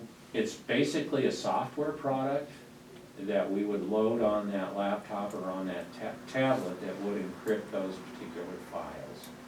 And a lot of them we have data sitting on some of these servers, we need to encrypt that data. So what we're going to do and what we're working on is finding the best solution we can for doing this encryption. But it's software that we would load on the server, and then we would set up certain folders on the server that are encrypted that nobody could view except for those that have rights to it. Now, we do have security set up on the server right now, but that's really not enough. We need to do encryption. And so that's where we're headed. So I'm kind of giving you the issue and a solution we're working on. I attended a telecommunication conference 2 weeks ago in Portland, in Hood River. And I was there mostly for the broadband connections. But there was one topic that went on for hours on this very subject of securing your systems. Email eye-opener. It is. To give you an idea, what we found is I was talking to one of the assessors who's very active in the AOC as far as assessors in their group. And he was telling me that in some cases they'll have a land lawsuit. That's confidential data. And he's emailing it back and forth. And I go, whoa, we need to take care of this. So if there's some kind of a legal case or a legal issue going on, that's confidential data. Now, back to, you mentioned about the DA and search warrant and so forth. And DA woke up 3 o'clock in the morning, he's on his Yeah, just an example, Yeah. yeah. Being a state employees, what type of relationship do we have with Department of Justice to get encryption on his cell phone? They're not gonna do it. Yeah, it's interesting, because the And state, his stipend is a county stipend for that cell phone. yeah, So we well, do- the other issue we have is the state's really good at taking care of themselves, meaning they have encryption on their site, but they're not doing anything for you.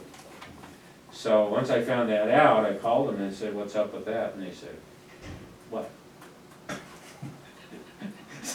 We really are on our own. This is a very good question, but I think it falls into that we have to give a certain amount of support to the district attorney's office. Definitely, because they deal with a lot of secure data, and so, And the employees up there are ours. yes, they are. Yes, they are. So you're gonna need to take care of them because the state's not going to. As long as you're in the state system, they're secure. But the problem they have is what I just explained. The other one is they always take notes. And all those notes on the different court cases and so forth, that's confidential data.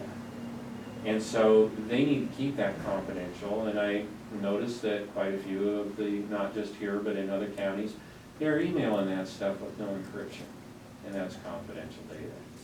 So the minute we go out to the world, somebody can get that data. Not that they're going to, but they have the opportunity to. So this is where the data encryption comes in, and yeah, we talked, you know, portable media players, any other mobile device that can take data. Either we have to let them know, I would suggest don't use them, or we encrypt them if they have to. So if you were going to make a presentation at a conference and you had a PowerPoint on a jump drive, that's one thing. But if you have any data files on that jump drive, that's a whole different ballgame. Well, I think you've got the point forward. We need to encrypt the things that are confidential, need to be secure. Yeah. Now, the good side of that is, you're on 365, which is a Microsoft email system. I have some clients that are not there yet, and actually bigger counties that are still on Exchange. And as we're looking at these solutions for encryption and for email encryption and data encryption, we're way ahead of the game here again. Because if you had Exchange, it's almost 4 to 5 times more expensive to do it for an Exchange user as it would be for a user on 365. And again, when we come back, we'll probably suggest just the users that deal with confidential data, and maybe department heads, because if you have a department head who does a write-up on an employee and has confidential data in that, most of your department heads here would carry that down to HR physically. But if they emailed it, they just sent that out to the world. So we're looking at this, and we'll make some suggestions on who should have it. On 365, it's $2 a user a month, so 24 bucks a year. On the other system, it's almost $100 a year, and then they have to buy a server version of it. Okay. We have a time, 11 o'clock, and Okay. quite a few people are probably going to be waiting out in the hall. I'll speed it up. I'm anticipating that anyways. So, the fun part for you is how do we deal with this, how we make these policies. I'm gonna give you information like this, mobile device policies. The thicker one. I have 2 questions on this one before we Yeah. get to the next one. On the audits, it says that we should do those 4.5. The county must conduct periodic reviews to ensure policy compliance. When you say the county should, will that be ACTEC doing that? Yeah. And my next question is, I know this is draft, we're getting there, but I would think that both of these would have a signature sheet for that, so HR has every employee sign these. So that way we definitely, no employee can say, well, I didn't know it or didn't read it. But I would think that the signature sheet would be, just like your handbook, would be important to have. Yeah, and actually, I have some sample signature sheets that I'll send along. You'll get, I mean, we're still working on the project, right? Oh, it's just draft. Yeah, this is just draft, but I have signature sheets that would happen, and here's again what we would suggest.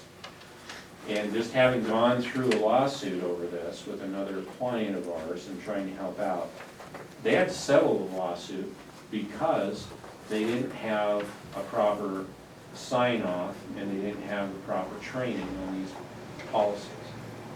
So the sheet that we're putting together will give you a good start anyway, that you can work with county council and HR. So they'll actually have a sign-off sheet at the end. We'll have to run through every employee where they go through this 20-minute training. And I guess Bob would be our training here on the tech side where they would sign off on the tech side. And we have the sign-off sheet. Your other policies that you have, I assume you would do that with HR and they would run through the policies and have them sign off on that. Well, I guess what I would say is probably not all of our policies have a sign-off sheet, but this here is of use of county equipment. I believe it has to have a sign-off sheet. Do that. And Some training. of them, some of our policies, whether implied or in place, don't have sign-off, but when it comes right down to the lawsuit, if you have that signature, it's much. Well, the issue we ran into is it isn't just a signature, they have to have training. They have to have a full understanding of the policy. So we're gonna come back to you with some suggestions on that. That's where we need to be. Yeah, Appreciate that. and I'm gonna give you forms. Bob's just jumping to talk back. Well, no, I was gonna say one item to note to echo something Brad said earlier. This isn't the county policy, this is some suggestions for the county to evaluate what you want to do and how you want to implement it. Yeah, I have it marked up.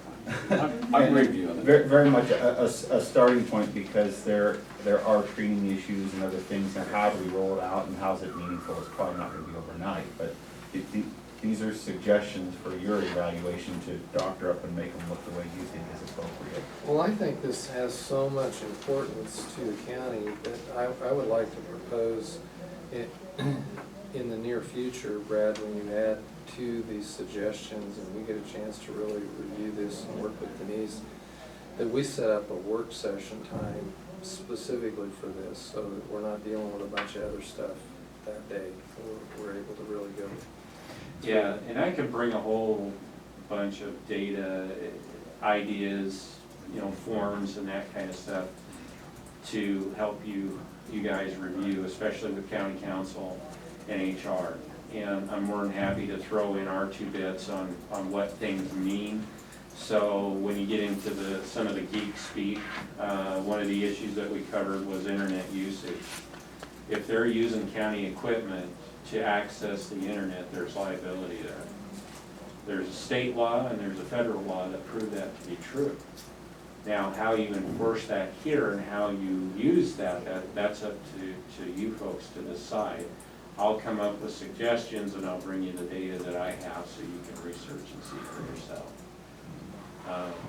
But yeah, I think Well, I appreciate the work session we did. I would ask that we have our HR person here and. Exactly. And county Well, and I would council, like to have possibly. county council. Now, how we do that, I'm not sure right now, but I think that would be very valuable. Well, where I was going is probably similar to exactly where everybody else just went, except for him. I know we're all government and everything, but it's about time to put a committee together with our HR, with all the key people to work on this, to make a recommendation to the Board of Commissioners, and probably one commissioner be on that committee maybe, or something like that. But this can be pretty intense, it's gonna take a lot of time. It's not something you do in one work session or any of those things. No. It's time to pull the key people together, along with legal counsel, to get this the best we can when we adopt the policies, is my thought. Yeah, this is a good start. What I gave you is a good start for them to review in the beginning. Your AUP, or acceptable user policy, is kind of the forefront of what we're gonna be taking on. It's an overview, and then we get into specifics. So, no, it's a great idea. We're, like I say, more than happy to share data and information and explain anything any questions that you might have. Thank you, Brad. You I bet. think Thank you very because much. we may be in our next session for a little bit, I think we're gonna take a 5-minute recess. I think that'd be really good, Mr. Chairman. Yeah, it's gonna take a lot of education of our non-computer. Yeah, and one thing we're gonna do, just so you know, is we're gonna be working on this behind the scenes, because there's a lot of this that would have to do with the geek side. The tech, the very tech side. I mean, you guys are working on policies, we're working on the geek side of solutions and how we're gonna take care of it. So we have a huge overall plan that'll be part of your IT plan, and eventually we'll bring that to you once you establish your policies, along with working with Denise on a budget plan and how we can implement those solutions over the next 3 years or so. Yeah, I like this one a lot, what's there. yeah, the tablet that you guys got me before my trip, it was so encrypted, I couldn't work on it. Then we're doing our job. User is encrypted. We're doing our job. Very good. That was by design.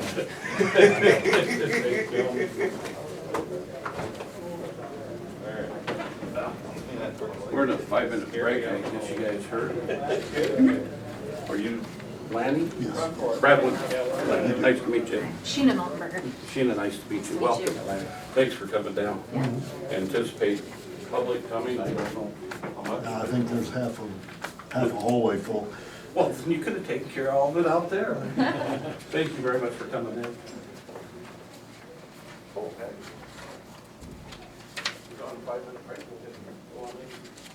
We'll get going.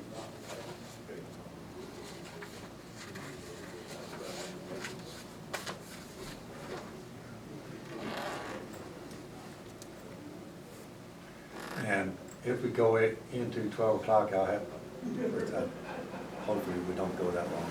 But I would have to excuse myself. I have a conference call I have to make at 12. Well, I certainly don't need to go that long.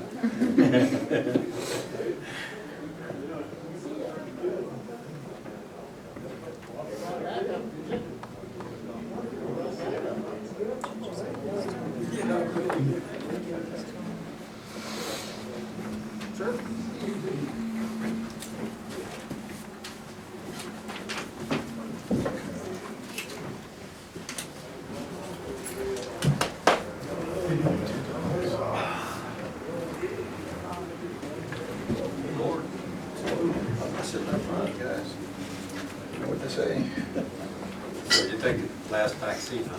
Yeah.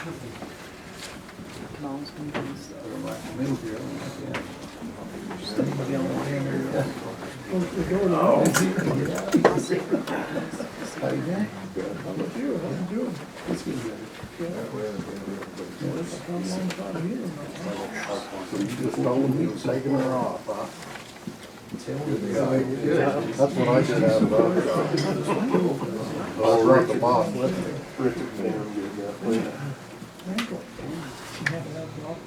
Okay, I've asked on for all years.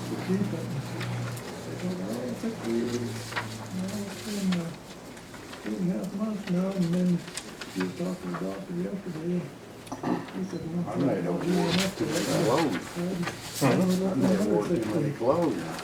Yeah, Pretty warm. it's pretty warm in here, better shed. It's gonna get warmer.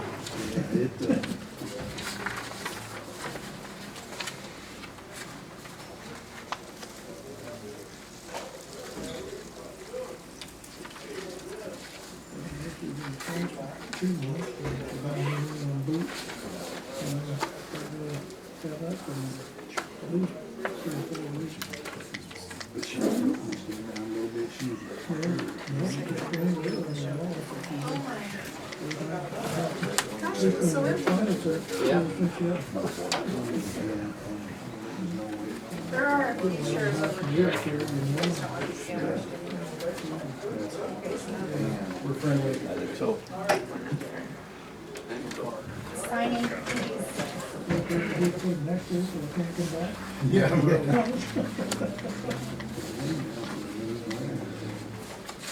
You can use these chairs if you like.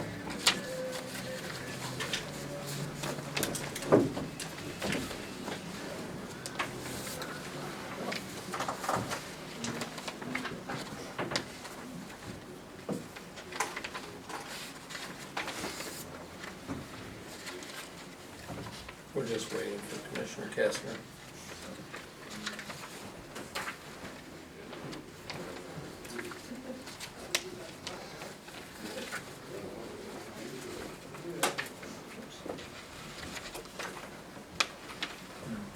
Oh, that's all right. Chairs up here. John, come in.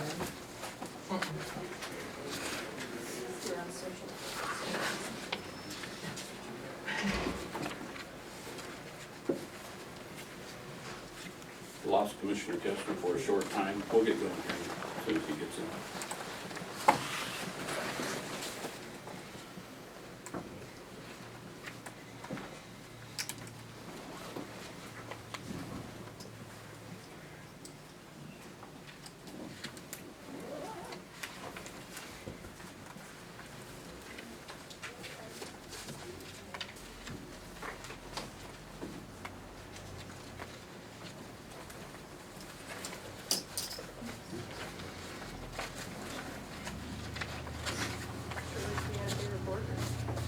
Yeah.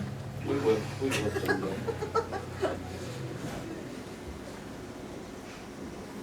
You're all on camera, by the way.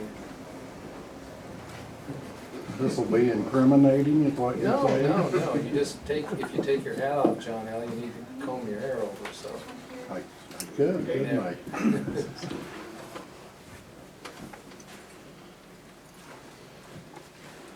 gonna join us? Hopefully coming.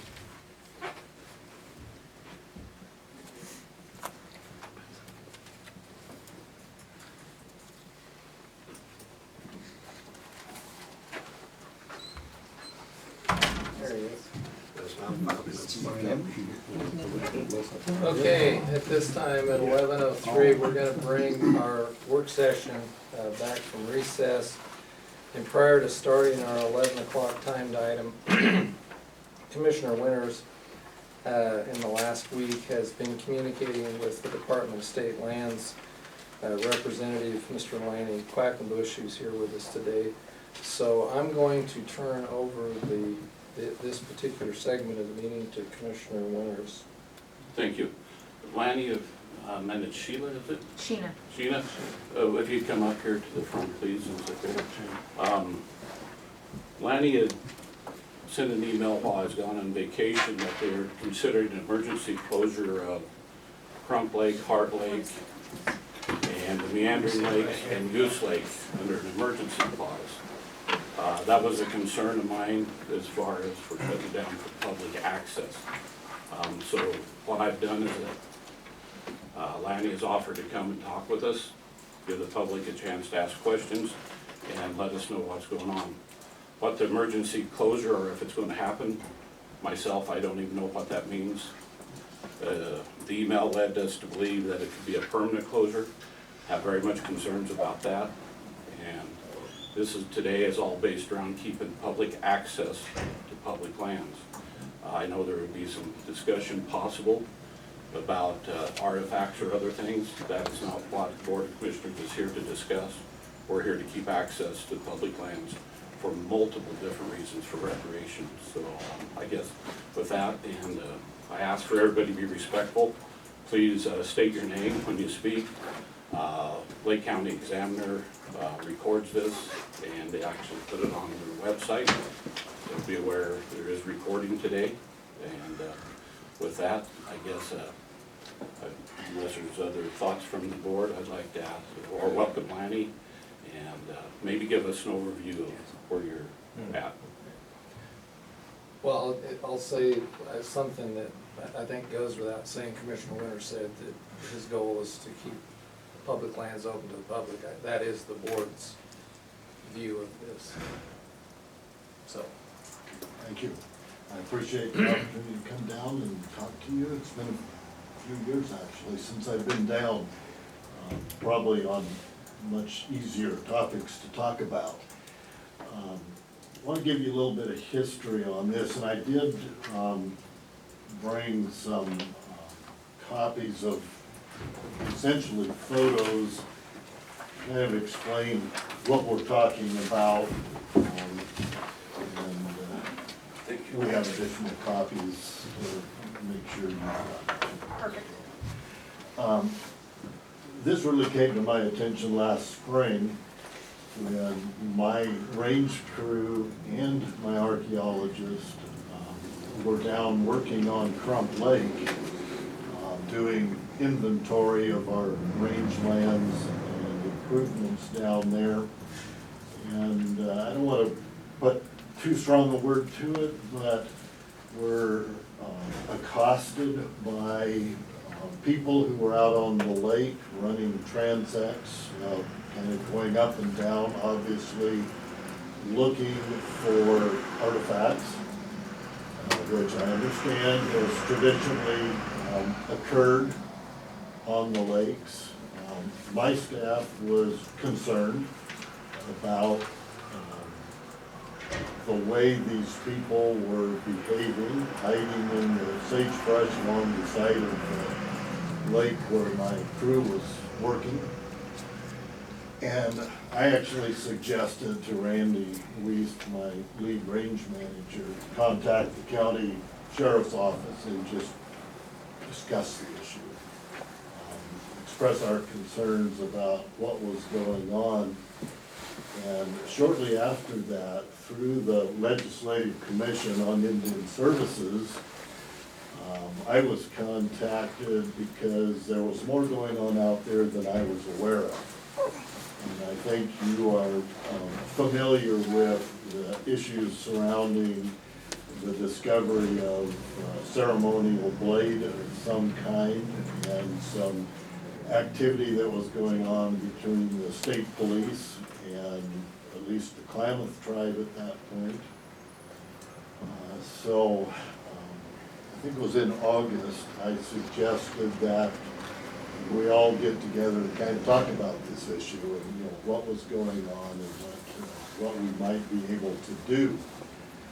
At that time, we became aware that human remains had been disturbed, and that creates a very sensitive issue. So we had both the Fort Bidwell, the Burns Paiute, and the Klamath tribe out there with us, kind of looking at this issue, and the state police and the state historical preservation office. And in the course of that field trip, the state police contacted an individual out there who was actually right in one of the areas where human remains had been disturbed. And that particular individual had a number of projectile points in their possession. So the state police has been paying attention to the issues out there, particularly with the concerns that have been expressed about the disturbance of the human remains and what appears to be much more extensive than the state law that allows you to pick up an arrowhead. There have been some concerns and some difficulties with the interpretation and the enforcement of those archaeological preservation laws in terms of defining an arrowhead and one how often or one where. So part of the discussion that we've had was what other effective means do we have for controlling a behavior that is of concern, both in the disturbance of human remains and kind of a impression and actually, where do you go? Sergeant Hand from the state police is here, and from the law enforcement side, they've been much more involved than we are. But one of the things that we have considered and are considering is the possibility of closing public access to the lakes, and I understand that's your primary concern. And it's a very difficult decision for us because frankly, the reason the state owns navigable waters and has on other waters a public use doctrine, is to protect the public access to those waters for recreational use and fishing and commerce and the other things that go along with waters. So, you know, the primary mission of our agency is to maintain access. So we have, across the state, very limited times have we ever closed public waters. And it is always to address a specific concern of either public safety or damage to resources. And in this case, clearly, damage to the resource of cultural resources and the burials of Native Americans are the reason we're talking about this. Now, one thing I want to make clear in our discussions of what to do out here, you know, this activity occurs when the lakes are dry. And we are not considering a closure of the lakes that would be permanent in terms of all the time under any conditions. What we are trying to do is consider a way to stop the activity when the lakes are dry, but protect the public access to the lakes when there's water on. That's not easy to do. One of the considerations that we have at this point is an emergency closure, which is under the authority of the director of the Department of State Lands to do a closure, as is being considered here. We would presumably, after that, take up the consideration of some type of a permanent administrative rule that we would craft with, you know, public hearings, public input, to see if we can come to something that addresses the issue of the polluting and particularly the disturbance of community values, but continues to allow the access, particularly when the lakes are full of water and that activity essentially is not going to occur underwater. So, in a nutshell, that's what we're about. As we were considering this, and there was discussions in our Salem office, and they were ready to take action, and I said, you know, we've talked, county sheriff, we've talked to the resource people, but frankly haven't come to you. And so what we wanted to do is to come and just present this to you as this is what we are looking to do, and this is why we're looking to do, and this is, I guess I'll say, the limitations of what we're looking to do. You know, we're not looking to keep the public out permanently. We're not looking to deny access to the lakes for fishing and recreation uses. We're trying to stop the behavior that is creating the issues. As I noted to you, both the state police who have been dealing with this on an enforcement basis and Diane Tiemann from the Burns Paiute tribe, who has extreme interest in what's going on there, also came today. So if you have questions that they're better able to answer, I'll defer to them. Yeah, I'll start it off, Wayne. Thank you for coming today, and all of you, thank you for coming. This is a very sensitive issue. I'm gonna start out because we deal with public lands all the time, state and federal, and I don't take exception, but I want, just for the record, to state, it says restrictions for state-owned property in Lake County. I would like that to read public land, state managed, because these are public lands. And my concern, and I'm really glad that our state police folks are here today, is that anytime you have a rule, and we're not talking about the rules related to artifacts and human remains for this discussion today, it's access to public lands, but that's what started the discussion, I understand. There's already rules in place for what you can do and not do related to those particular things. By closing it, we're gonna take a lot of people, and I hazard to guess 95% plus, and limit their ability to enjoy those lake beds for other uses, and make them essentially criminals. Because our enforcement isn't gonna be easier by closing them, it's gonna be much more difficult, in my opinion. So, it'd be interesting to hear from our state police folks about how they think this would help their workload and their ability to control that, other than to say anybody, even in a temporary closure, that sets foot on this is breaking the law. We're creating another law on top of what we're trying to solve. So that's the real problem I have with it, the definition of state-owned, which is publicly owned, state-managed, and creating a new set of laws for mostly very honest and good folks to limit their access to their public lands.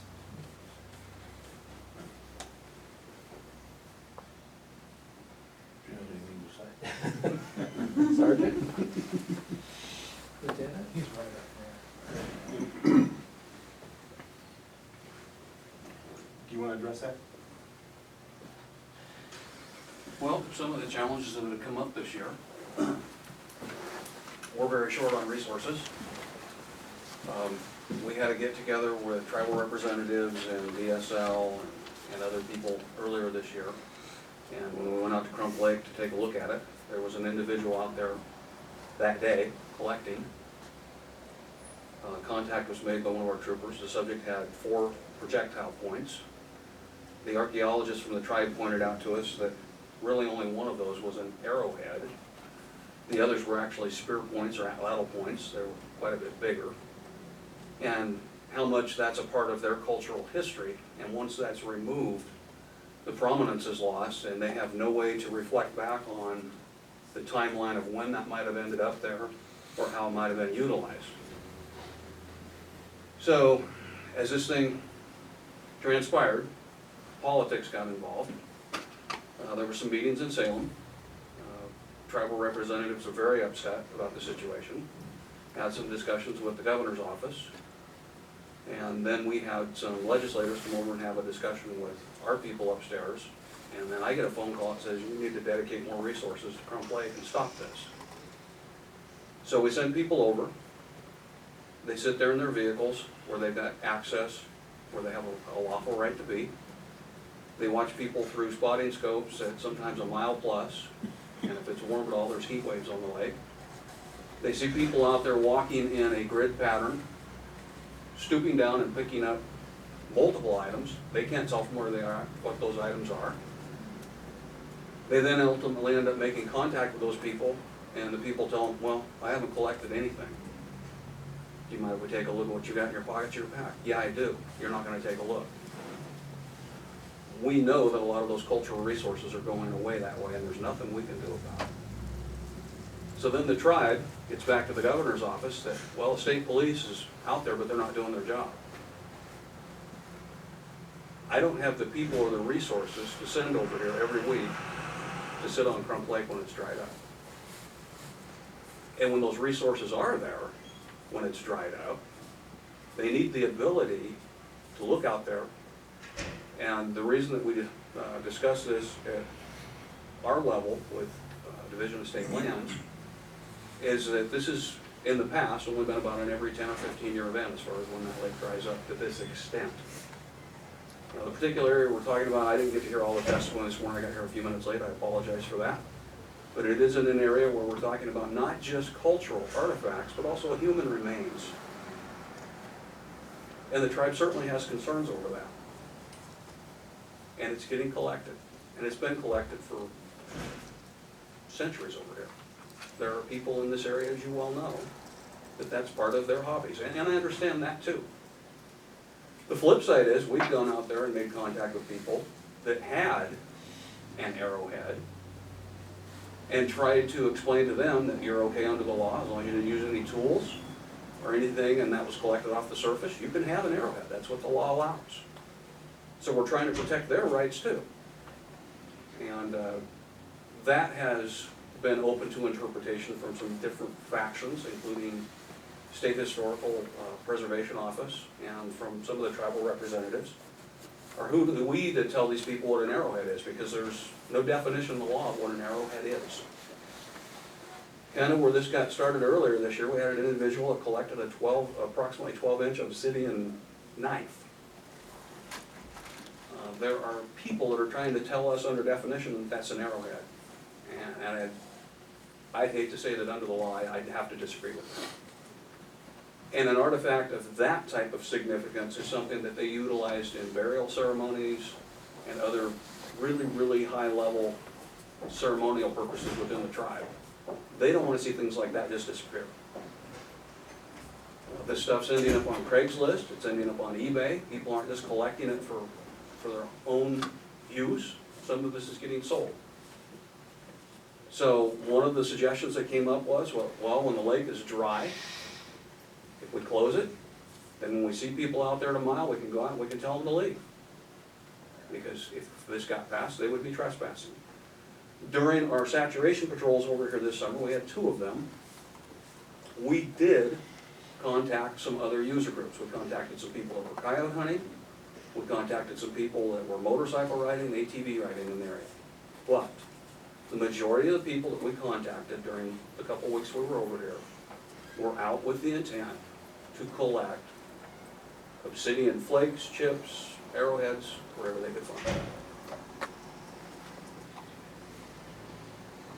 So the question was, by closing this, will this lessen the amount of workload on the state police?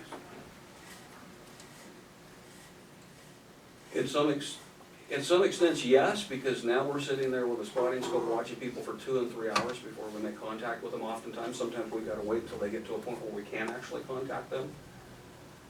If we had a situation where it was closed and we looked out with a spotting scope and a person was out there, we could simply go out there and tell them to leave. Would certainly cut down on the amount of time and the paperwork that goes with the reports that we're doing now on things that are being collected archaeologically. And then we've also got to typically get a hold of an archaeologist to tell us what we've got. Because some of the stuff that's being collected out there isn't just arrowheads. And so then we've got to work through that process, and that takes a lot of our time. I think this is where a lot of the concern is. This is policing by closure. It's doing your job by closing it. Everybody becomes a criminal. I don't know what kind of tickets you get if you close it. Is it a trespassing ticket? If you have a firearm, does that make you a felon, trespassing with a firearm? No. What does this mean to our people here, whenever they do go out there and the state police makes contact with them? Because what I read in the definition, if you trespass with a firearm, it can be up to a felony because you have a firearm. So people could be looking at their public lands closed and you're trespassing on it. So that's a lot of the fear is what does this really mean? The other question would be to landing. What's the definition of dry? If there's a minimum pull, then it wouldn't be dry. So. That's acknowledged as part of what we're grappling with is, when we would lift a closure, when we would say the exposure is sufficiently reduced that we want to open it up. And one person has the authority to make that decision. The director of the Division of State Lands has the authority to make the decision whether to close it or to open it and what a minimum pull is. Am I correct on that? Yet, under the emergency authority, like I said, if we were going to continue this, we would craft that in an administrative rule that would hopefully lay those conditions out very clearly. But, like you say, I understand that's an issue. How do you define when is it right? Absolutely. I would think whatever the standard minimum pull for other waterways should be the criteria, but I would think that people would lean a different way on this. We have a question here. Yes, sir. How do they determine? Could you state your name? Glenn Wells from Wasilla, Alaska. Okay. How do they determine what a burial site is? How do they say, well, that area right there is a burial site, and that area over there is a burial site? How do they determine that?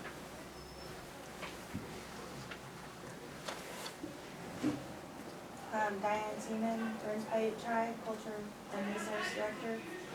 Would you speak up a little bit? My name is Diane Seaman. I'm the Cultural Director for the Burns Paiute Tribe. Most definitively, the tribe will identify a burial by the existence of human remains. So if there is a body there, by definition, it's a burial.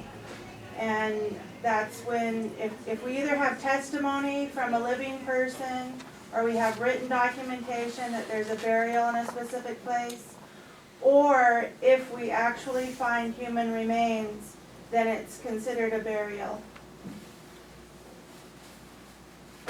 Is there any way that we could have the Indians and everybody go out there and mark them off? I'll respond. If in a perfect world, if we had a community and a culture that was respectful of burials, that would be a good idea. But in the current circumstances, Native American human remains are a commodity on the market. A Native American skull can bring up to $2,500 on the market. So if we were to go out and mark these places out, you would have people out there actively seeking to dig those up so they could sell them.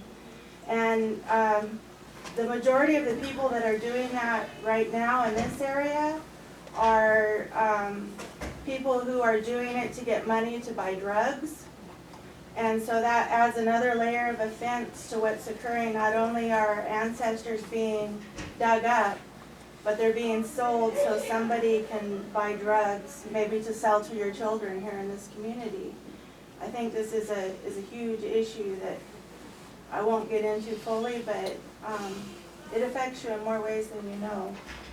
I know that there's a lot of arrowhead hunters in this area right here and people in this room. Now, of all the people that are in this room, how many of you witnessed somebody out there digging in the last 5 years? Raise your hand if you've seen anybody out there digging in the last 5 years. I have. Hi. Michael Getty, Lakeview. Let's get back to the minimum pool discussion.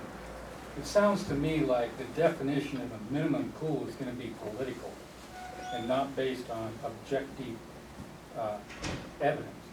Because even when that lake is full, the meander lines change daily as that lake recedes. So even with just 10 foot of shore that is barren, you're still going to find hundreds out there.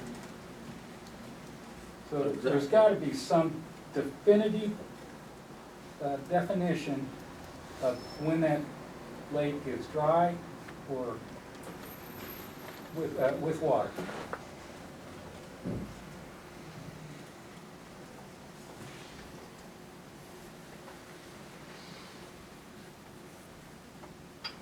Cynthia Lane, landowner. Are you including the floodplains into the Crump Lake circumference, or is it just the lake? Our ownership extends to the meander line, which we tend to think of as we call it the ordinary high water, and it's generally where you change from either no vegetation or aquatic vegetation to upland vegetation. And as an example, on some of the maps, and I'd be more than happy to pass around, we didn't bring copies for everybody, that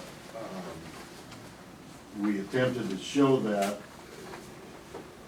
on these maps.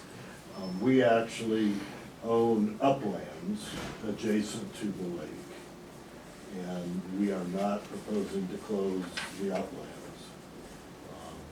We'll trying to limit it to where the problem is. So, what I'm hearing from you is those areas that might be seasonally flooded, no. But in this instance, we've got both swamplands, which is kind of halfway in between, as you know, as well as the lake itself. And the majority of the activity, the concern is on the Bear Lake bed. And, you know, we've heard reports, I don't know that we've witnessed it, but we've heard reports before dragging Harrells behind ATVs to disturb the lake bed to expose more arrowheads. So, and that's landowners living out there that have told us that. Yes, Larry Utley, Plush. I have a question. can you speak up a little, Larry? Would there be any effect on your livestock allotment grazing on state land? No. Might be, yeah. My biggest concern is waterfowl hunting on that lake, especially on the east side where you have public access and you don't have to cross private property unless you have permission. But if you've got like 10 or 20 feet of exposed shoreline, does that mean that we can't hunt geese out there? Ducks and geese. You know, that's where I'm getting back to the point where we needed the very definitive definition of when that lake is going to be closed or open and not subject to political pressure. And my intent would not be to close it when there's just a slight drawdown and, you know, 10-foot exposure. It's really the exceptional situation that we've got now where it's virtually dry. Now, quite frankly, that comes with some concerns because we know that some of the disturbance of human remains has really been in that shoreline area. So we're trying to figure out a way to balance the concerns with public access, which we as the managing agency on waterways, that's what we're trying to protect. At the same time, have some kind of reasonable protection of the cultural resources that are being removed out there, including human remains. So it's a problem. I'll give you a good example with Goose Lake. You can have almost a full body of water down there, but you'll have about anywhere from 2 to 3 miles of dry shoreline heading south. And then once you get down there, then it can be 10, 15, 20 feet deep.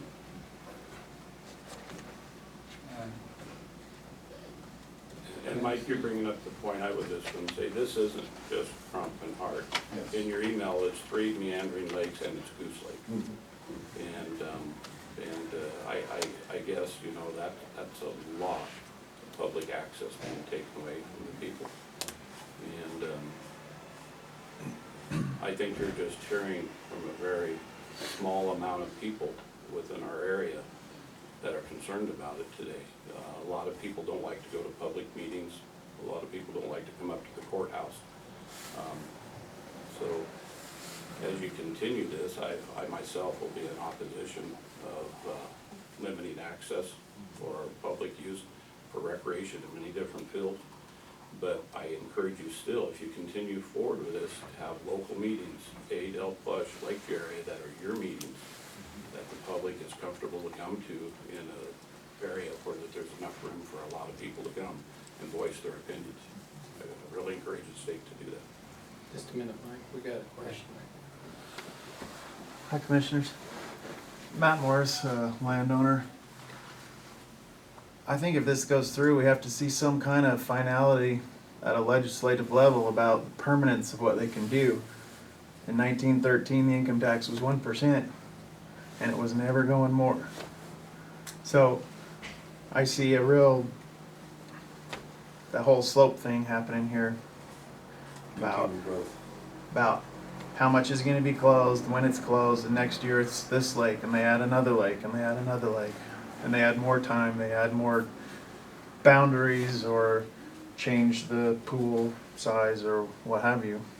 becomes the norm instead of the exception. And Matt, I appreciate that comment, and I think this board and Lanny, you're not responsible for all the things that we're faced with, but we are so concerned about, I mean, we're talking about the lakes and lake beds right now, but we're talking about public lands in this body on a regular basis, and the amount of use that's been taken away from our publics, and so it is a huge issue, and it seems to be continuing to grow, the restrictions on the public being able to use these public, whether they're federal managed or state managed. Mike? Yeah, I got two more comments. Like the gentleman said, it could just end up where it's just gonna add on and add on and add on.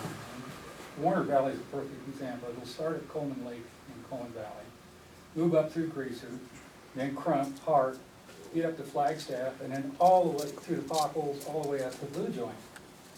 And there'll be a time there where that's an extensive amount of public land that'll be off limits to the public. And that, to me, is unacceptable. And then another thought I might have here too, why don't we try a different approach first and have the state spend some money advertising about all this in a variety of newspapers statewide, warning people that if you are caught trespassing someone's property, it could be criminal trespass, like you said, if you're carrying a firearm, or it could be a misdemeanor or a felony for picking up a Native American artifact. And it should be posted in, I'd say, every quarter in every newspaper. And let's try that first before we start getting into something as drastic as closing public land. Well, Mike, you bring up I think a really good point, inform and involve the citizenry, because I think most people are responsible and that's not what they're there to do. But I guess I've got a question, because I just don't know. On the access points, whether it's through the Lane property or on the east side of Crump, is there any signage when you get to where you're at the lake that tells this? There's no signage that says this is the lake or this is public property, if that's the question. Well, no, the question is what the laws are around artifact collection. No, there isn't, and if we went with the closure, signage would be one of the obvious requirements. But as far as existing signs that address what's allowed and what isn't under the archaeological laws, no. Wouldn't it be a better first step to do that before we close it and just see if people, you know, that are responsible folks just give the benefit of the doubt to our public? Yeah.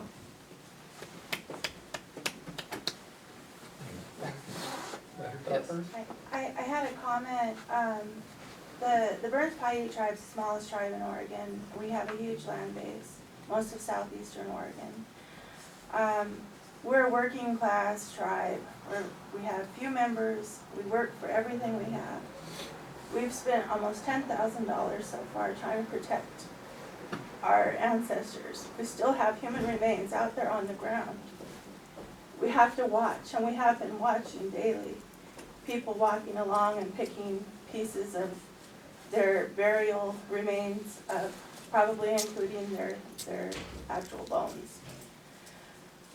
What we've observed out there is that the overwhelming majority of people that are out on that dry lake bed are not there for good intentions.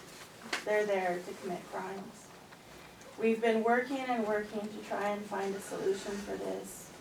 We also will not have access to that lake bed. That's not something we want. Our tribe has used these lake beds for millennia. But in order to protect our ancestors' human remains until we can find a better solution, this is where the tribe's position is, that we need to close it. Like I said, we still have somebody out there laying on the ground. We don't have enough money to even go out there and finish collecting that person's body that someone ripped apart with a harrow. We've looked at intergovernmental agreements with the military. We're talking about having drone exercises out there so that the drones can start watching people, and maybe we can collect enough information to start prosecuting that way. We're talking about a coalition to have people go out with high-powered recording equipment to start being able to really document who's out there so we can prosecute them. But until we can do that, I don't know what other options there are other than to allow people to walk over the bones of our people because they're strewn out there, because certain individuals don't have enough respect for or human decency to consider us humans. So is all the lands in the Goose Lake and the Crump area, Burns Tribe, Paiute? It's northern. Which tribe is the tribe of authority, I guess you would say, in this area? I guess my personal understanding is that we defer those decisions to the Legislative Commission on Indian Services, and there is a good deal of overlap. As a state, we tend to recognize the 9 tribes in this state. So I know that both the Burns and the Klamath tribe have ancestral interests, usual and accustomed, or the various terminology that their ancestors used this area. I also understand that sometimes there's disagreements amongst the tribes as to which one has and which one has not the authority from the tribal standpoint. We did reach out in this case to Fort Bidwell, even though they are not a recognized tribe in this state.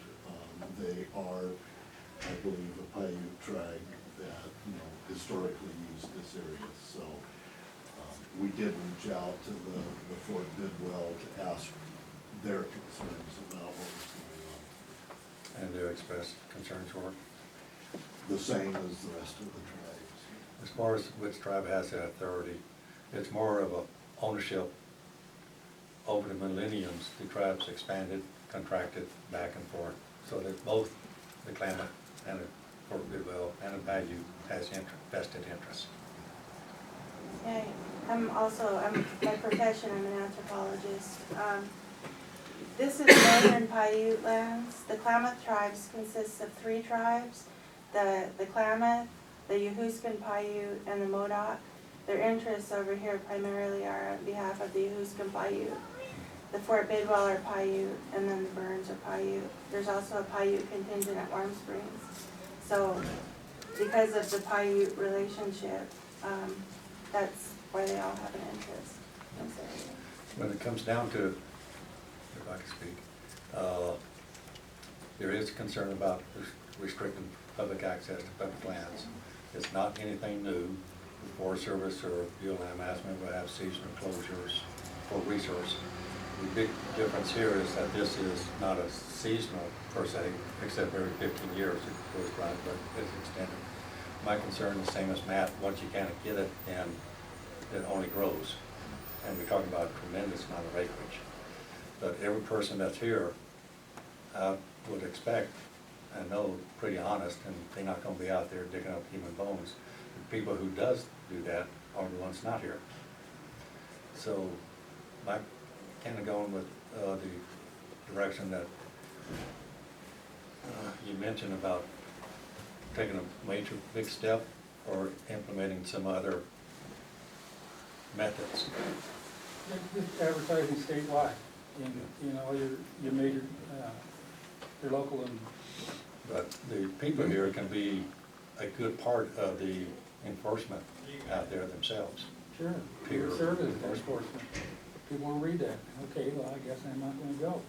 And also another thing is I've heard, I don't personally know, but I've heard that property owners like the Lanes and probably Crump Ranch and a few others are having trouble with trespassers.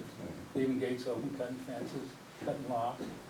I'm sure they would cooperate by, if the state would develop a sign that said, no arrowhead hunting or artifact collection they would let you use their fence boundaries to post those signs.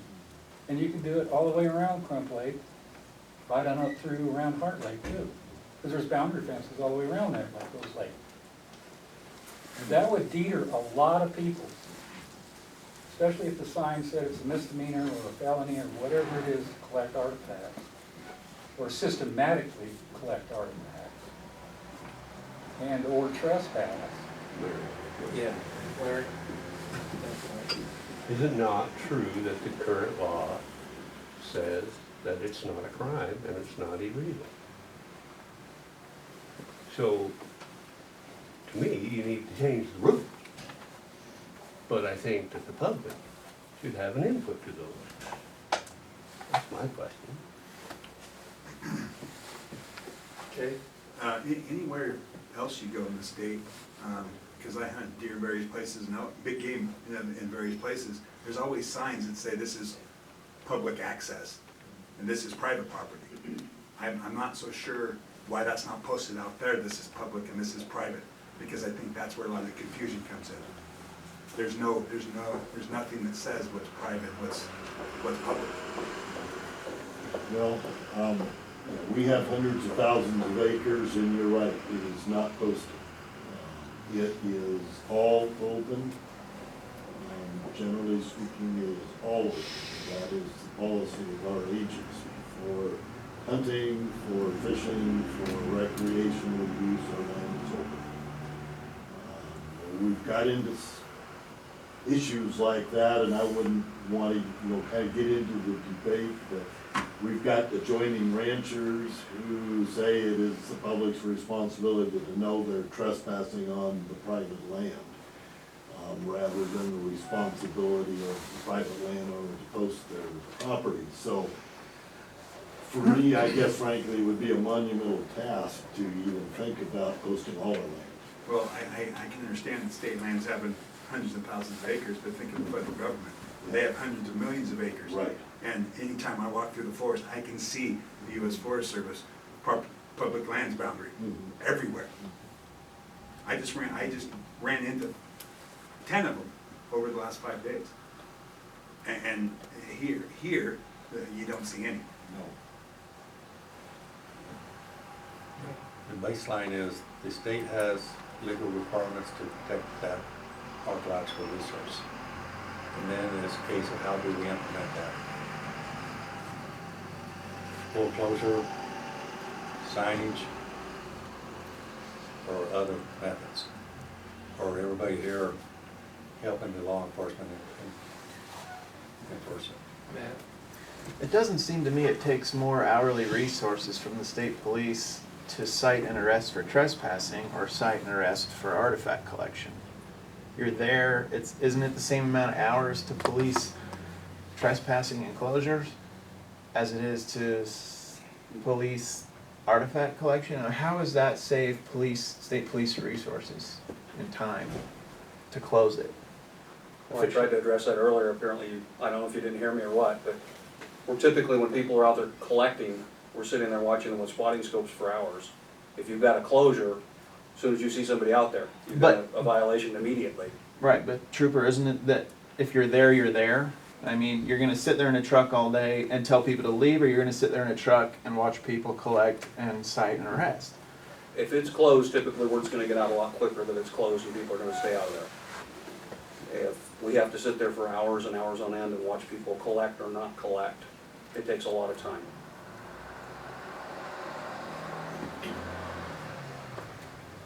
Other folks? Rex Hopper, it's a lot about artifacts, but there's other things to do on state land besides collect artifacts. People like to get out and walk. Some people, especially the older people, can't get out on rough hillsides. Them lake beds are nice to walk on. There's other things out there to pick up besides the arrowhead.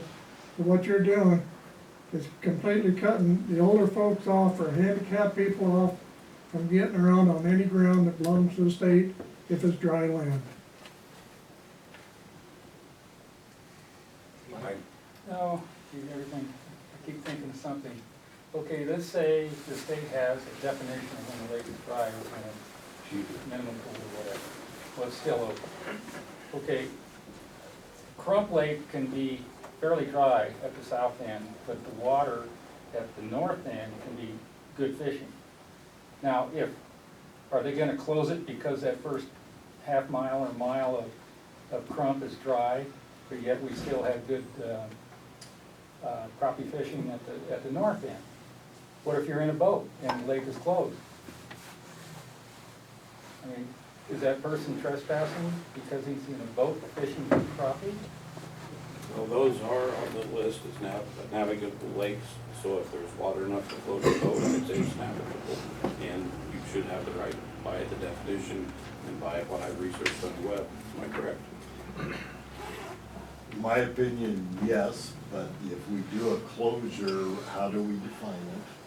And this is a valid issue, that I would not in any terms want to stop that fishing access. So that's part of crafting how we define what's closed.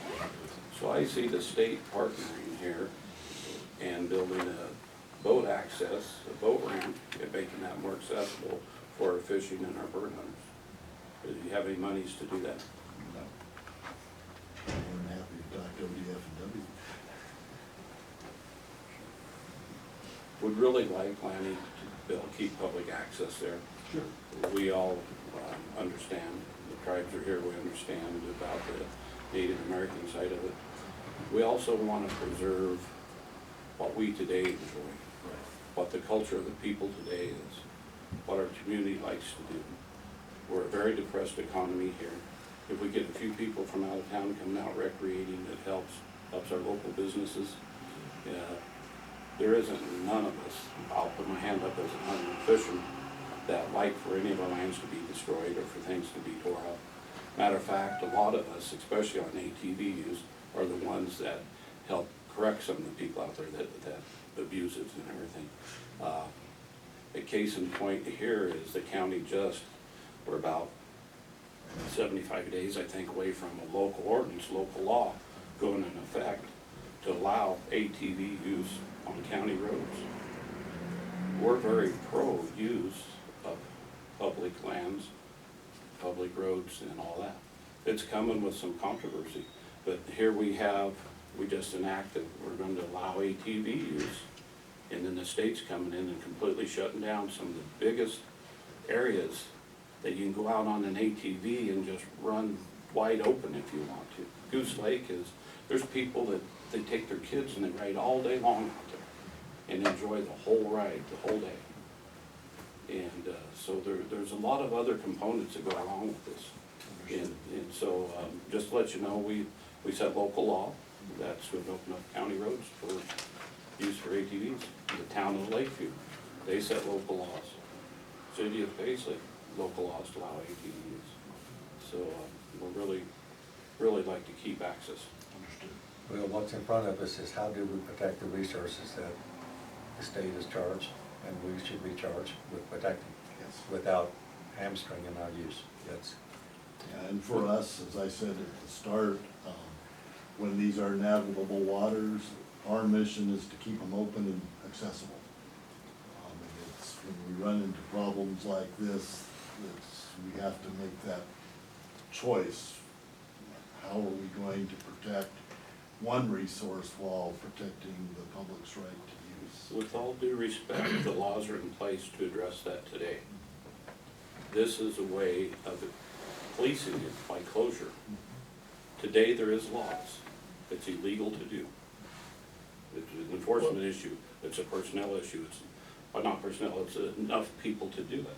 So the way to do it, instead of expend dollars that's coming down from the governor down, instead of him preloading and giving some money, we're gonna close it, access to everybody. The laws are in place today to enforce all the illegal acts there are now. It's a matter of enforcement. Commissioner, I'd like to ask the lieutenant, if you wouldn't mind, how do you feel about some of this discussion around educating, putting out information, whether it's statewide, however we would do that, and some local signage big enough that it's not just a little rectangular sign, but big enough? Do you feel like we would have some more compliance than what we currently have? To be honest with you, absolutely not. A sign in a remote location like that, I'd give it maybe a week.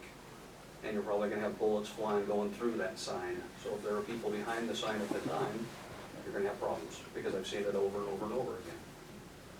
The people that are involved in unlawfully collecting artifacts out there know the law as well or better than anybody in enforcement, DA's offices, or anywhere else. They know the laws, they know what they're doing is wrong, and they continue to do it. When I was a kid in Gold Beach, there's a lot of cultural resources around the Gold Beach area, another heavily used area by the tribes. I had a friend in first grade that he and his dad used to go out and collect stuff. But I was told right up front, don't say anything to anybody because we know what we're doing is not legal, but we're gonna continue to collect. So, education, you can certainly throw dollars at it, it makes you feel better, but I think you're wasting your money. Signage out at Crump Lake, in a remote area like that, and they'll last a week, intact. See, I think that's the quandary we have here, not so much the signage and the education, but I've never been a big believer, and I appreciate the spot it puts you in Department of State lands, but we have people who know the law, as you alluded to, better than maybe the people who enforce the law. And yet we're gonna do this broad brush sweep, and we're gonna exclude everybody's access because of this faction. Recognizing that faction of people, it's not appropriate what they're doing, it's not right what they're doing. But everybody else gets thrown into the hopper with those folks. And we just can't live that way. Yeah, that's what I found really objectionable, is where I'm being punished for a minority's crimes. You know, I lose my right because of someone else, or my privilege, I should say, because of someone else. And I just object to that. Well, Mike, while you're talking about that, and I'm not gonna name names, but whoever that person is can speak up if they want. I was talking to an individual who was on the lake bed down here at Goose Lake just recently. And they had their camera with them. And instead of disturbing the old military plane crash site, they took pictures of what was there because they wanted to have them. I don't know how many people do that, but you know, there are a lot of good folks that are out on our public lands that aren't doing those very things. Yeah, I want to clarify that it's not my right or privilege to collect artifacts, and I don't anymore. I used to when I was really young, but since then I have respect for it. And, I haven't been out on Crump Lake in 20 years. But it's my privilege or right to access the public land. Not, you know, that's what I meant. Not my right to collect artifacts. I don't have that right, or even that privilege. Lieutenant, I believe that what I've seen since, if you want to call it political move or whatever, I've seen the amount of people in Crump Lake go down to almost zero compared to what there was. So I do believe by education, by word of mouth, by people to know what the rules and the laws are, does have an impact. How many calls have you guys had in the last month to go to Crump Lake? Right off the top of my head, 3 or 4. Is that 3 or 4? And Well, and that's in the last couple of weeks. And then compared to before that, was it? Well, before that, it was similar. I mean, we don't get a lot of calls on this, but they do come. And again, this year is an exception to the rule because the lake's dry. Social media has already advertised that if you want to go artifact hunting, Crump Lake's the place to do it right now. And so people are doing that. We will see another big upsurgence this spring if water doesn't cover the lake bed. And how Because many, when it how many freezes, it's gonna push complaints on stuff the up. meandering lakes and Goose Lake have you had? Beg your pardon? How many complaints or calls have you had on Goose Lake and the meandering lakes? Goose Lake, we've had a couple because some of the aircraft down there, at least one of the aircraft down there got vandalized and a bunch of stuff got removed, including one of the engines out of one of them, propellers, munitions, weapons off of them. They're all corroded, they're not useful. As my understanding, the engine got taken and sold for scrap. So we've had a couple calls regarding Goose Lake. We've had concerns expressed to us in regards to Aber Lake. We have not observed any activity out there. But the primary issue has been Crump Lake. So we can anticipate maybe Aber Lake becoming part of this also. Oh, there's already one, right? It's only about that big. But I mean, that this, and I'm completely done. Now, this is the concern that the public has, is that there's no stopping of where the closures are going to be. I get that. I understand. And that is the commissioners, I'll voice my, that's my concern is that this county's 78% publicly owned, federal, state, county, and everything. 78%. Our taxation comes off of 22% of it in private lands. And so it's important to be able to use that 78% of our public lands. And we continue to have, whether it's federal or even state, say, those are the state lands or those are the federal lands. Those truly are our lands, the taxpayers' land, for other people to manage for us. And so we just like to keep them open if we can. Right, well, since it was brought up, the crash site out on the Deuce, I've been out there, took pictures and left it alone. I think it needs to be removed. Then there's just one less opportunity for someone to go out and quote-unquote vandalize the plane. Now, I'll give you some examples here. The BLM about 10 years ago removed that B-24 Liberator at Propeller Meadow in Pueblo. They removed it, just got rid of it. However, there's still a crash site, an A6 Intruder, and a P-38 up in the north end of the county. They haven't done anything with that except put up a memorial marker, and people go in there and probably scavenge some of the parts or something, but I think it needs to be removed off Goose Lake so that there's no other reason why there has to be an enforcement out there just because of that crash site. And they could make, they could take Goose Lake Park and put all those pieces in one little spot there at the park and put up a sign saying that this was a. Well, we would consider, being that the airport was a naval base, for there to be a monument there and some of it is displayed there, that all includes the military and everything, that whole process, but. The topic we have is the archaeological, the human remains, and we won't be able to go out and collect all those. BLM has done both ways. They've left crash sites out on the desert. They've removed crash sites out on the desert. They can be done on a Goose Lake too, or they can move those plane pieces over to the airport where it's under more supervision. I guess I'll say my other side of that. I really enjoyed this year walking into Governor's Ridge and seeing where the governor's plane crashed, seeing the plaque, and standing there where this event happened, and respecting it, and walking away, and having the pleasure on my public lands to go in there and see the plaque, and see the picture of it, and see, wow, that's part of our local history, that's part of our state history. So, it's all what each person likes to do, and that's what our challenges are. Some people want to go take the pictures, but I really don't like to lock up our public lands for the few that are abusing them and taking advantage of the situation. So Lanny, I think we pretty well voiced, our concerns and our feelings. What would you like to say is the next activity that the Department of State Lands is going to do related to these issues? Well, this meeting, and I am waiting to have a conversation with Department of Fish and Wildlife specifically. I think you brought up the issue of documenting goose hunting out on the lake or something. I'll be honest with you, when we were looking at this and thinking of it in terms of water, I was thinking of fishing. And then it was like, wait a minute, there's duck and goose hunting too that we need to take into consideration. So I want to talk to Department of Fish and Wildlife, and then it is really up to me and the lieutenant and the sergeant to kind of carry what we hear back to the Olympia, or excuse me.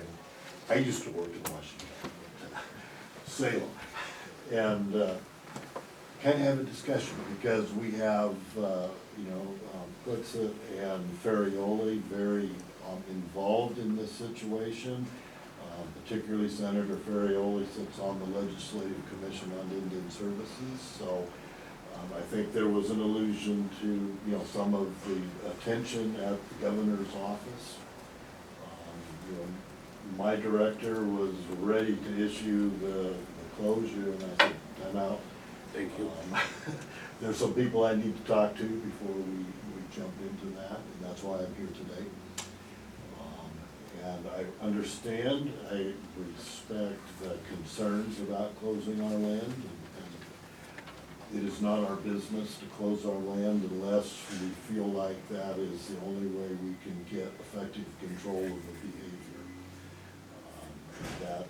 This is probably the largest we've ever considered, is closing these entire lakes while they're dry. And then there's the issue of defining dry. As we go into climate change, which we are, I mean, it's been happening for millenniums. A lot of these old lake beds across the Great Basin have gone dry and stayed dry. It's going to be the same thing with, I mean, we still have water periodically, but the eventual death of these lakes will be dry in a lot of these lakes. So it'll be more closure than open. So Lanny, when you're proposing the discussion with the two senators and yourself and a lieutenant and sergeant, would it not be possible to include some of the local representatives to government in this or others, and perhaps hold a meeting here instead of in Salem? It's possible. Like I said, right now we're looking at an emergency closure, but where do we go in the future? And that definitely will be with public hearings and public discussion here. Guaranteed. So if you went with the emergency closure, would it be just for this summer? I mean, we have some water out there next spring. Yeah, the way it is written right now, it doesn't define that. Those are the types of things that I think I need to carry back to our Salem office and say, before you issue this, we have to define these things and take them into consideration. Yeah, emergency closure has the expectation of being lifted. Yes. Mike? Okay, I just thought of, okay, let's say there's a closure. And someone is out there within the closure for whatever reason, except for artifact collecting, because it has its own penalty. What would be the charge? Would it be trespass? Would it be a felony or a misdemeanor? And if it's a misdemeanor, at what level, first, second, third? Lieutenant? That would be up to the people that craft the law. It would likely be a simple trespassing offense, but right now trespassing is a Class A misdemeanor in the state of Oregon. There are some proposals from other issues right now on trying to come up with a simple violation trespass, be similar to getting a traffic ticket, but that has not been put in place, and that specifically has to do with some issues in the timber industry right now. And some of the counties that don't have resources to prosecute trespassing cases. The timber industry, I believe this next session will likely be going forward with a measure for simple trespass, which would be a violation. And we'd be able to cite the person, and they could go in front of a judge just like a traffic ticket with a smaller fine and no jail term. That's basically the difference between a violation and a crime. With a crime, you've got jail that can be imposed when you get into misdemeanors and felonies. But right now, trespassing is a Class A misdemeanor. So what kind of discretion right now with trespassing do you have? I still go back to, I'm very much a firearms advocate. Yeah, we have a significant amount of discretion, and I'd like to think that my officers do a good job of utilizing that. And realize too, I'm kind of the top of our food chain here today, but I am no way, shape, or form. I'm still a little bitty fish even in our department. I'm not involved in making these decisions. I'm the regional supervisor out of Central Point, so this is part of the area that I supervise for our fish and wildlife operations. But these decisions are made at a higher level up at our Salem office.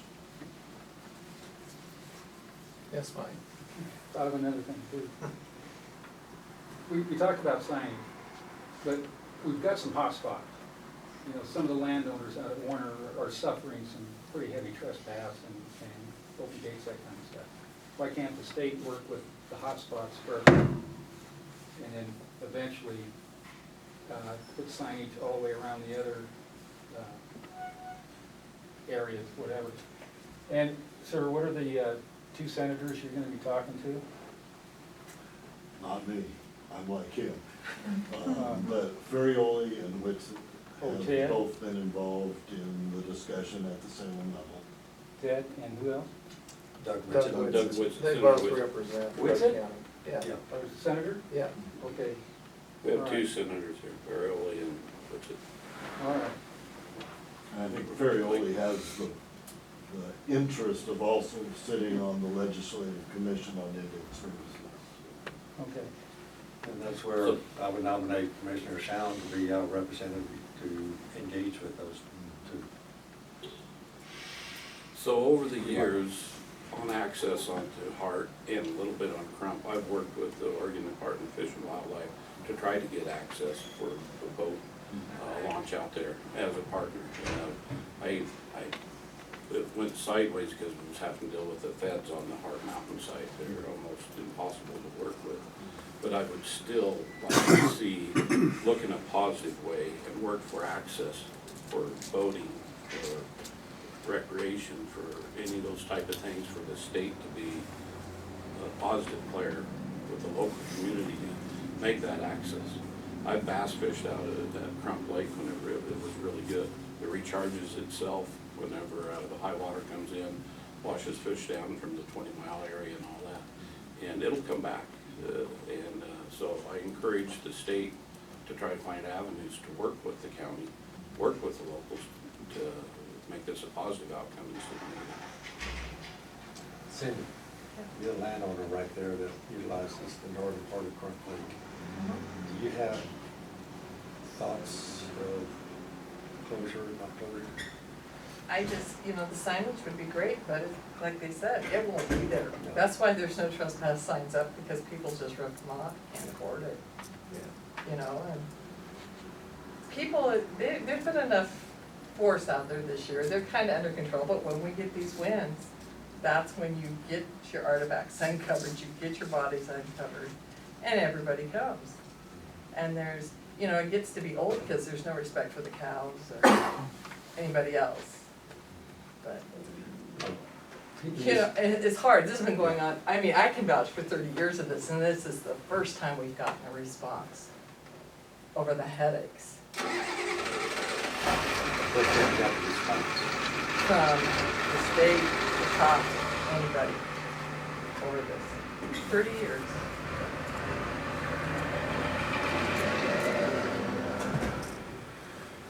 Okay, well, I know there's a lot of folks here today that didn't speak, but Lanny, I'm encouraged by the fact that you're gonna, depending upon the discussions that you have with the two senators and other folks at the state level, hold some public meetings here in our communities, and all of us working together hopefully can come up with a positive outcome. So if folks didn't speak up today, there's gonna be opportunities, I think, for everyone to weigh in as we go forward as well, so. Well, and I would encourage those that haven't spoken that are willing to write. I have a question on this, not everybody got this, but entry and all uses. Whenever you go to the first paragraph there, in the very last, it says, and other authorized vehicles. Who is it that gives, authorizes people to be able to go out there? Who will be the one that says you're authorized to go out on that lake? That would be us. Ultimately.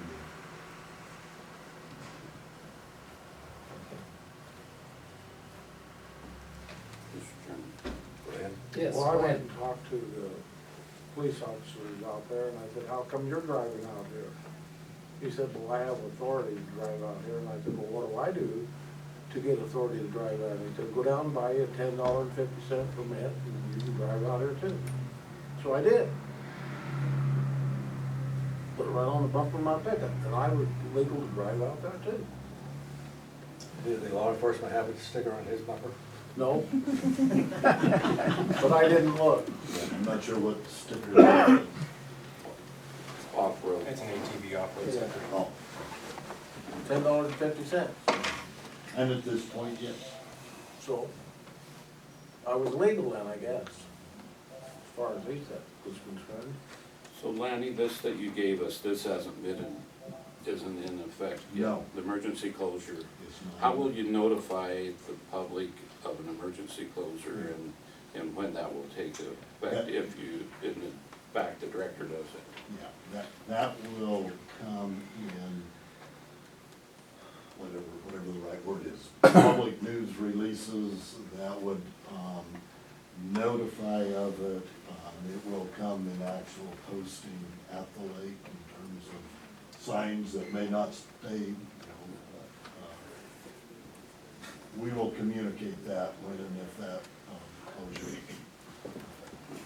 I want to clarify one thing, Cindy.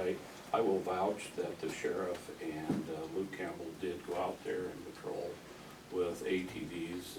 Oh, this should have been great. 7 years ago, and so in 30 years, I believe, there has been times that the county themselves has went out there and done some enforcement. It's been very low, It may have been low, but there has been some response. very little. There's been some response. One more comment. Okay, Mike? I somewhat disagree with the lieutenant here about signs. I think it's a deterrent. Because I respect no trespassing signs and other signs that say no admittance. I don't violate that stuff. What could probably make those signs more effective is you put on the bottom, trespassers will be shot. How about Cindy hangings? Okay. Either have anything more?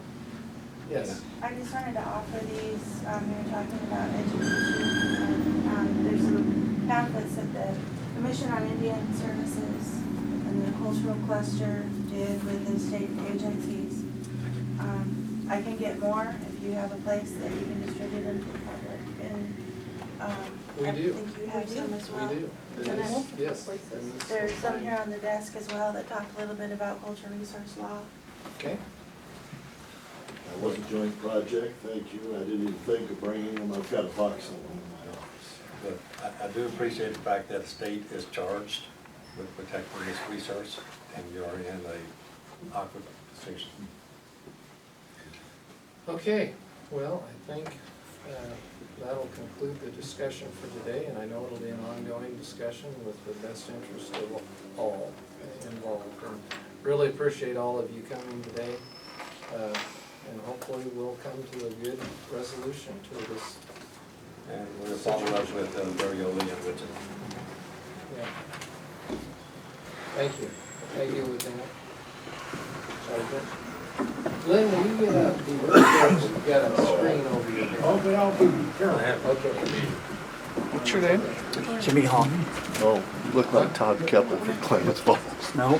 That may be your one of his sons.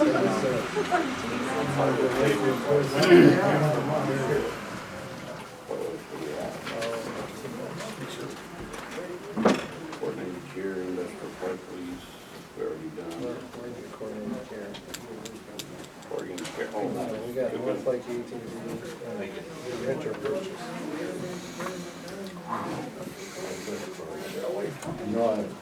Sure. There you go. You got up okay. We'll get down there and probably visit you and your wife. I would love that, Glenn. Okay. I've about seen your whole family going to the same. Yeah, well, that's here, you get to see everybody. And I got a hug from every one of them. Yes. Which is, The thing that nobody addressed was the mail. The Indians don't have any more right out there. first of all, The thing about it is, I had to okay, right now, one arrowhead, that you classified as an arrowhead, is less than an inch long, just line up and you confiscate them, well, what are you doing? Well, we give them to the Indians, why do they have get them access to moving it? rapidly. Yes. That's one of my big gripes. Appreciate You can't win the Dual question about coming up with a burial sites in Indian Army, you can't win that. I was just taken on the ballot. And then there's laws that govern that, and that's up to the. This is with the national. Well, I agree with Michael. Once they start these emergency clauses, right, they're gone. And a lot of them are already dry. And if they're already dry, then they can just close. That's what we're trying to do. I hope you get, it's like when the forester. Make it as efficient. Well, we appreciate that. They're huge. We thought At that. the end of this for our I community. went to that meeting and I said, hell, you've already We got the do master get jobs, made we do out. get other things, but. Public has no one's where they're I've got the not. Oh, yes. interest video already. If going There through you the go, process. there you go. Matt, good to see you.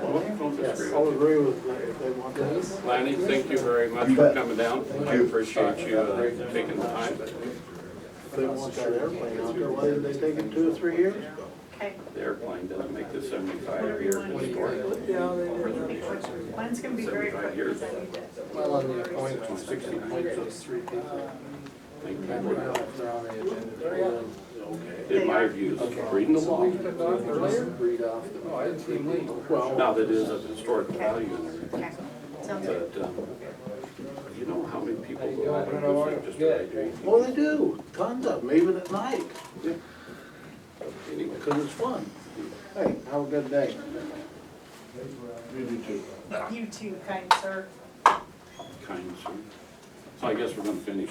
We're gonna finish, we only have seconds left. Hang with us, Jimmy. This is long.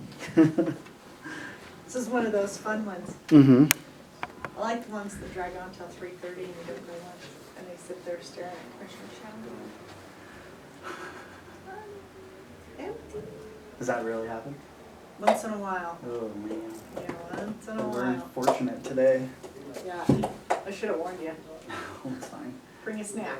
I looked at the the agenda that you sent me, which I appreciate because it helps me remember Yeah, that this For is sure, for gonna sure. go. But yeah, I didn't know that one agenda item was an hour long, an hour and a half. Yeah, yeah. I should have warned you. 'Cause No, it's all good. I knew that that one was gonna bring a lot of friends and Mm-hmm. a lot of interest. Those kind of things always do. Mm-hmm. Wait till you're here for a fire, fire. That's fun. Can I grab one of those? Super duper fun to use. Those are kind of neat. Yeah. We do our parts. Don't forget our additions as well. Oh, that's right. So we might be a little bit longer, but this should be pretty fast. Bob does fast. I don't know on the property discussion. Probably more than anything, you need to have that with legal counsel tomorrow. Yeah, I think that, do you have it on tomorrow's agenda? I don't, but I sure can.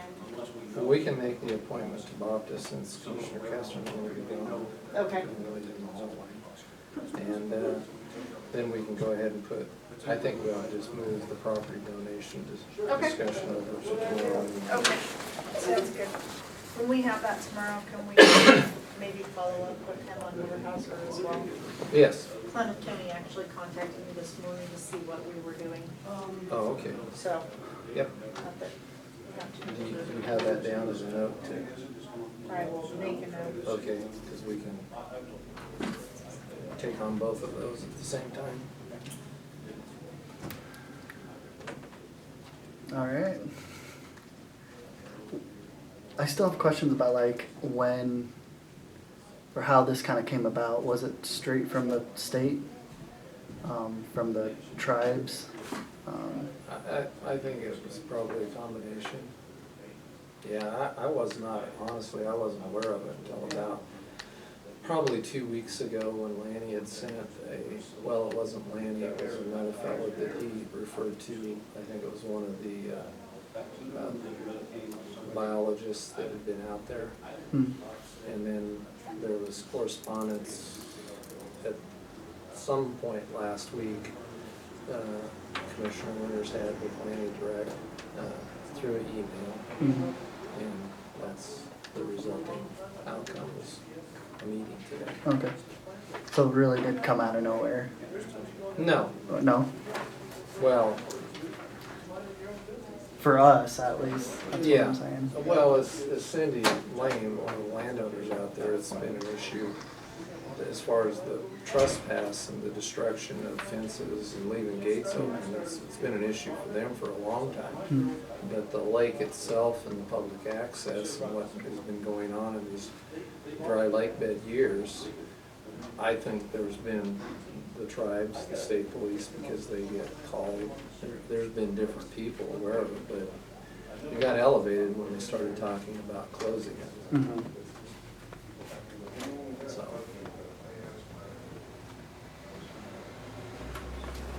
And you still have that camera on? He does. During recess? Yeah. Yeah. So you can put the whole thing on rather than stitching them together. Yeah. Because recesses aren't supposed to be recorded. We might have to talk to the council about that. That's not supposed to happen. We make, even when the town comes or when Mike Warren comes for his radio spots, we make him turn his recorder off. That's true. Maybe we can get in and cut it out, but Our recorder goes off as well. I've been told to leave it on. So We may have to. We'll have that discussion with legal tomorrow. And I know, I'm fairly certain what legal would say is that you don't have to have it recorded to start with, or whatever it says. But we are a completely transparent group here. The only problem with it being on and we're not in session is there are people that will slip and say something they might not otherwise intend to say. So. okay.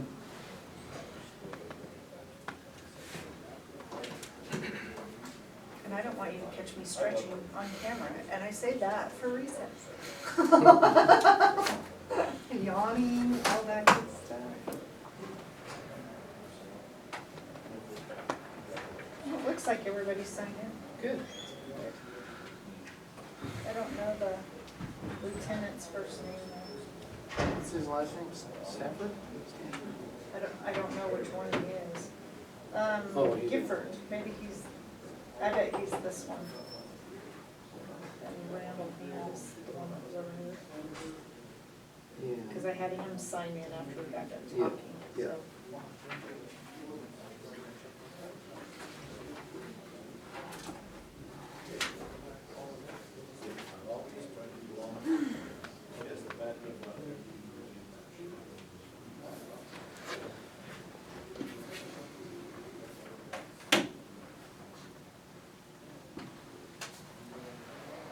Maybe I should have told him we needed to go to lunch first.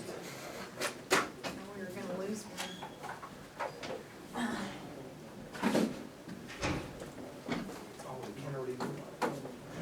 He's in a conference call.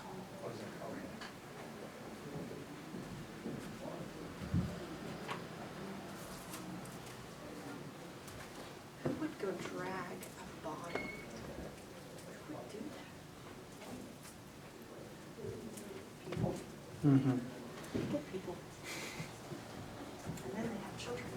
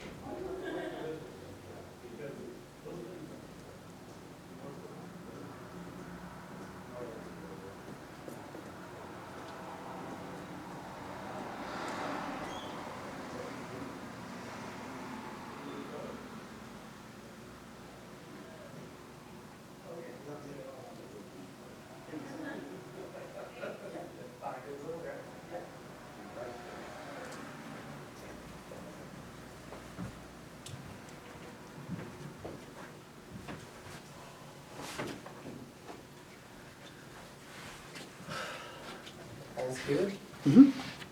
I had an interview at 1, so I wanted to. Why don't you come around here and sit so you can be on camera? Yeah, I'm okay. Move to I'll adjourn. sit in the lounge.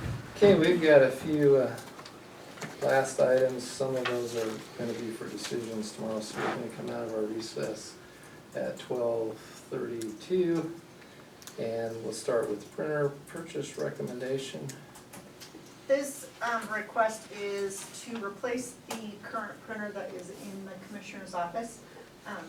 In doing so, we'll take that device and move it to the annex. Their unit that they have right now is strictly copier.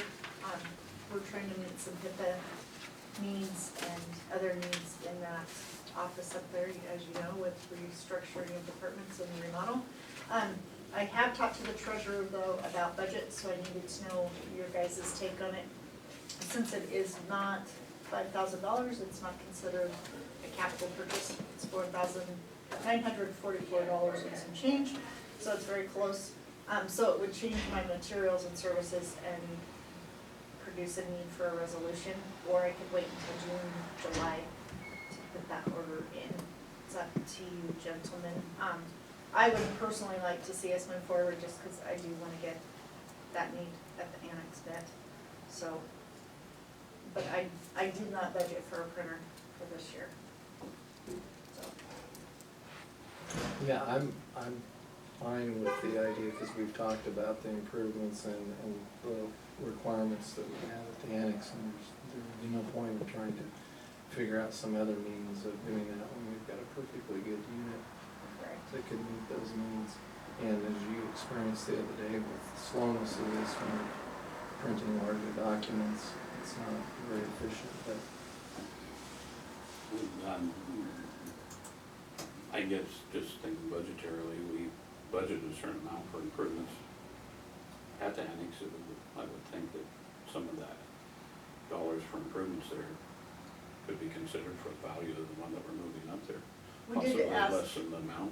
Dave and I did ask the treasurer that question, and she is going to get back to me on that. I needed to get back up here for meeting time, so she will be having more conversation with me later today, but. Make it happen. Okay, agreed. Is that for decision tomorrow? yeah, for tomorrow, our next is our North Lake ATV Committee member recommendation, and that's for action or consideration tomorrow, but I just have Denise go ahead and read it. We do have 3 people that submitted letters of interest or application: Ron Wilson, Becky Tokol, and Kathy Allen.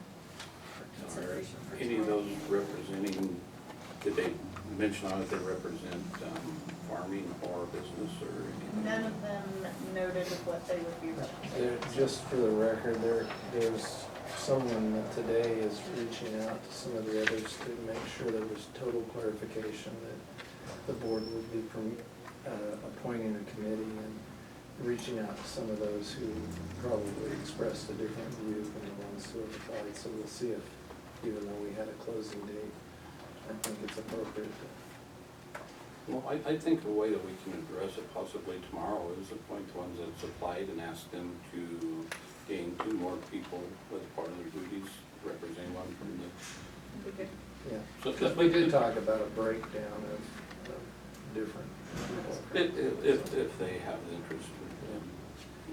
Okay, we have for today the BOPTA member recommendation, and I think it's pretty straightforward. So straightforward that I will, well, They have Denise, do those you have that? names in a very organized packet here that I've unorganized. So this is for action today? Yes. Mr. Chairman, I'll move to appoint Ken Kestner, Chris Wade, and Deanna Walls to the BOPTA board. That is the Board of Property Tax Appeals. This is on an annual basis that we do this, in case there's ever appeals of property tax. I'll second it. Motion's been made and seconded to appoint to the Board of Property Tax Appeals Ken Kestner, Chris Wade, and Deanna Walls. Any other discussion? All in favor? Aye. Aye, motion carries. We have one other item besides before we go to department updates or liaison. Property donation. I've asked Denise to make sure that's on tomorrow's, to have the discussion at that time with the legal counsel, as well as she alluded to the Weyerhaeuser property, mineral rights, discussion tomorrow with legal counsel for a status and for us to move forward with this property donation. Good. So, department updates. Denise, anything else? I cannot think of anything this time. Liaison updates. Oh, gosh, liaison updates, I guess, what I can report on is working with the town of Lakeview, Red Rock Biofuels, and myself.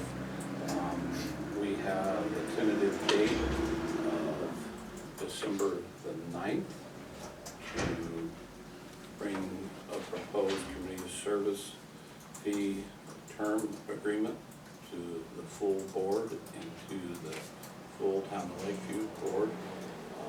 Things are in the process of being written up. And so that is the last rounds of talks, negotiations went well. And so now it's getting it down to the paper format. So the way that I've been handling this is for Betty Riley to communicate with you and Ken to keep you abreast of what's going on as these negotiations go on. So that's a very positive. Once that term is the community service term agreements in place, I believe that we'd probably have some public announcement from Red Rock at that time on other things. So that's going forward. It's been a lot of work, a lot of time going into it. We have coming up a meeting on the 14th in Klamath, SCOED, South Central Oregon Economic Development District, and Area Committee on Transportation, and also that day will be Regional Solutions meeting over in Klamath. Working with Rick, Rick and I met with DEQ last week to start some discussions on, continue discussions on our landfill and trying to look at every avenue we have out there. Discussions went well. Rick's doing some research, DEQ's doing some research on small landfill exemptions and things. So, very good work. I know he was going to be there. He wasn't able to make it, but that went well. So, that's probably enough. I didn't make it anywhere. You I was were gonna be on a plane flying east. well after you became very ill. You thought you might make it in. That's right. But anyways, we're glad you're feeling better. Yep. Well, appreciate all the work you've done on these different items, and they're highly important. I'll just really quickly just restate what I said earlier about our new consortium agreement. It is fast track. I appreciate the indulgence of the board in I'm not putting before you anything that will get us. And so I think tomorrow after we get the documents signed, we'll ask Denise to send those off to Agnes Pelasa, and we'll have that done. The public lands, or the WIFLIC committee meeting last week, even though I wasn't able to attend, I had a lot of folks that are part of the committee that were giving me updates, both text and email and so on and so forth, and then had phone conversations with Joe Stetler, who is the co-chair of the Western region of the cohesive strategy, and Paul Beto, who's our legislative rep at NACO, and it did sound like a good meeting. There's a lot of decisions that we had scheduled to make between new committee makeup of the National Strategic Committee, the hiring of the executive manager, weren't done. They were tabled. I've got some requests in to get an update on the next face-to-face, because we had tentatively scheduled sometime early next year, and I've asked to have it correspond with the legislative conference, so then I could partake without it being an extra expense to the county, just to go to two different things. I wouldn't go to the legislative conference unless we were able to do both, but that is moving along. We will be having Joe and Katie Lighthall specifically, because they've been the presenters across the nation, will be having a presentation at ALC on the cohesive strategy and the national action plan. It's on Tuesday from 11 to 12, and then we're gonna have another little update. They stuck us in for a little update time in the public lands meeting on the following day, so things are moving forward. I will also just mention the stewardship group meetings that I have attended in the last couple of weeks, I think went really well, and things are moving in the right direction, so that's it.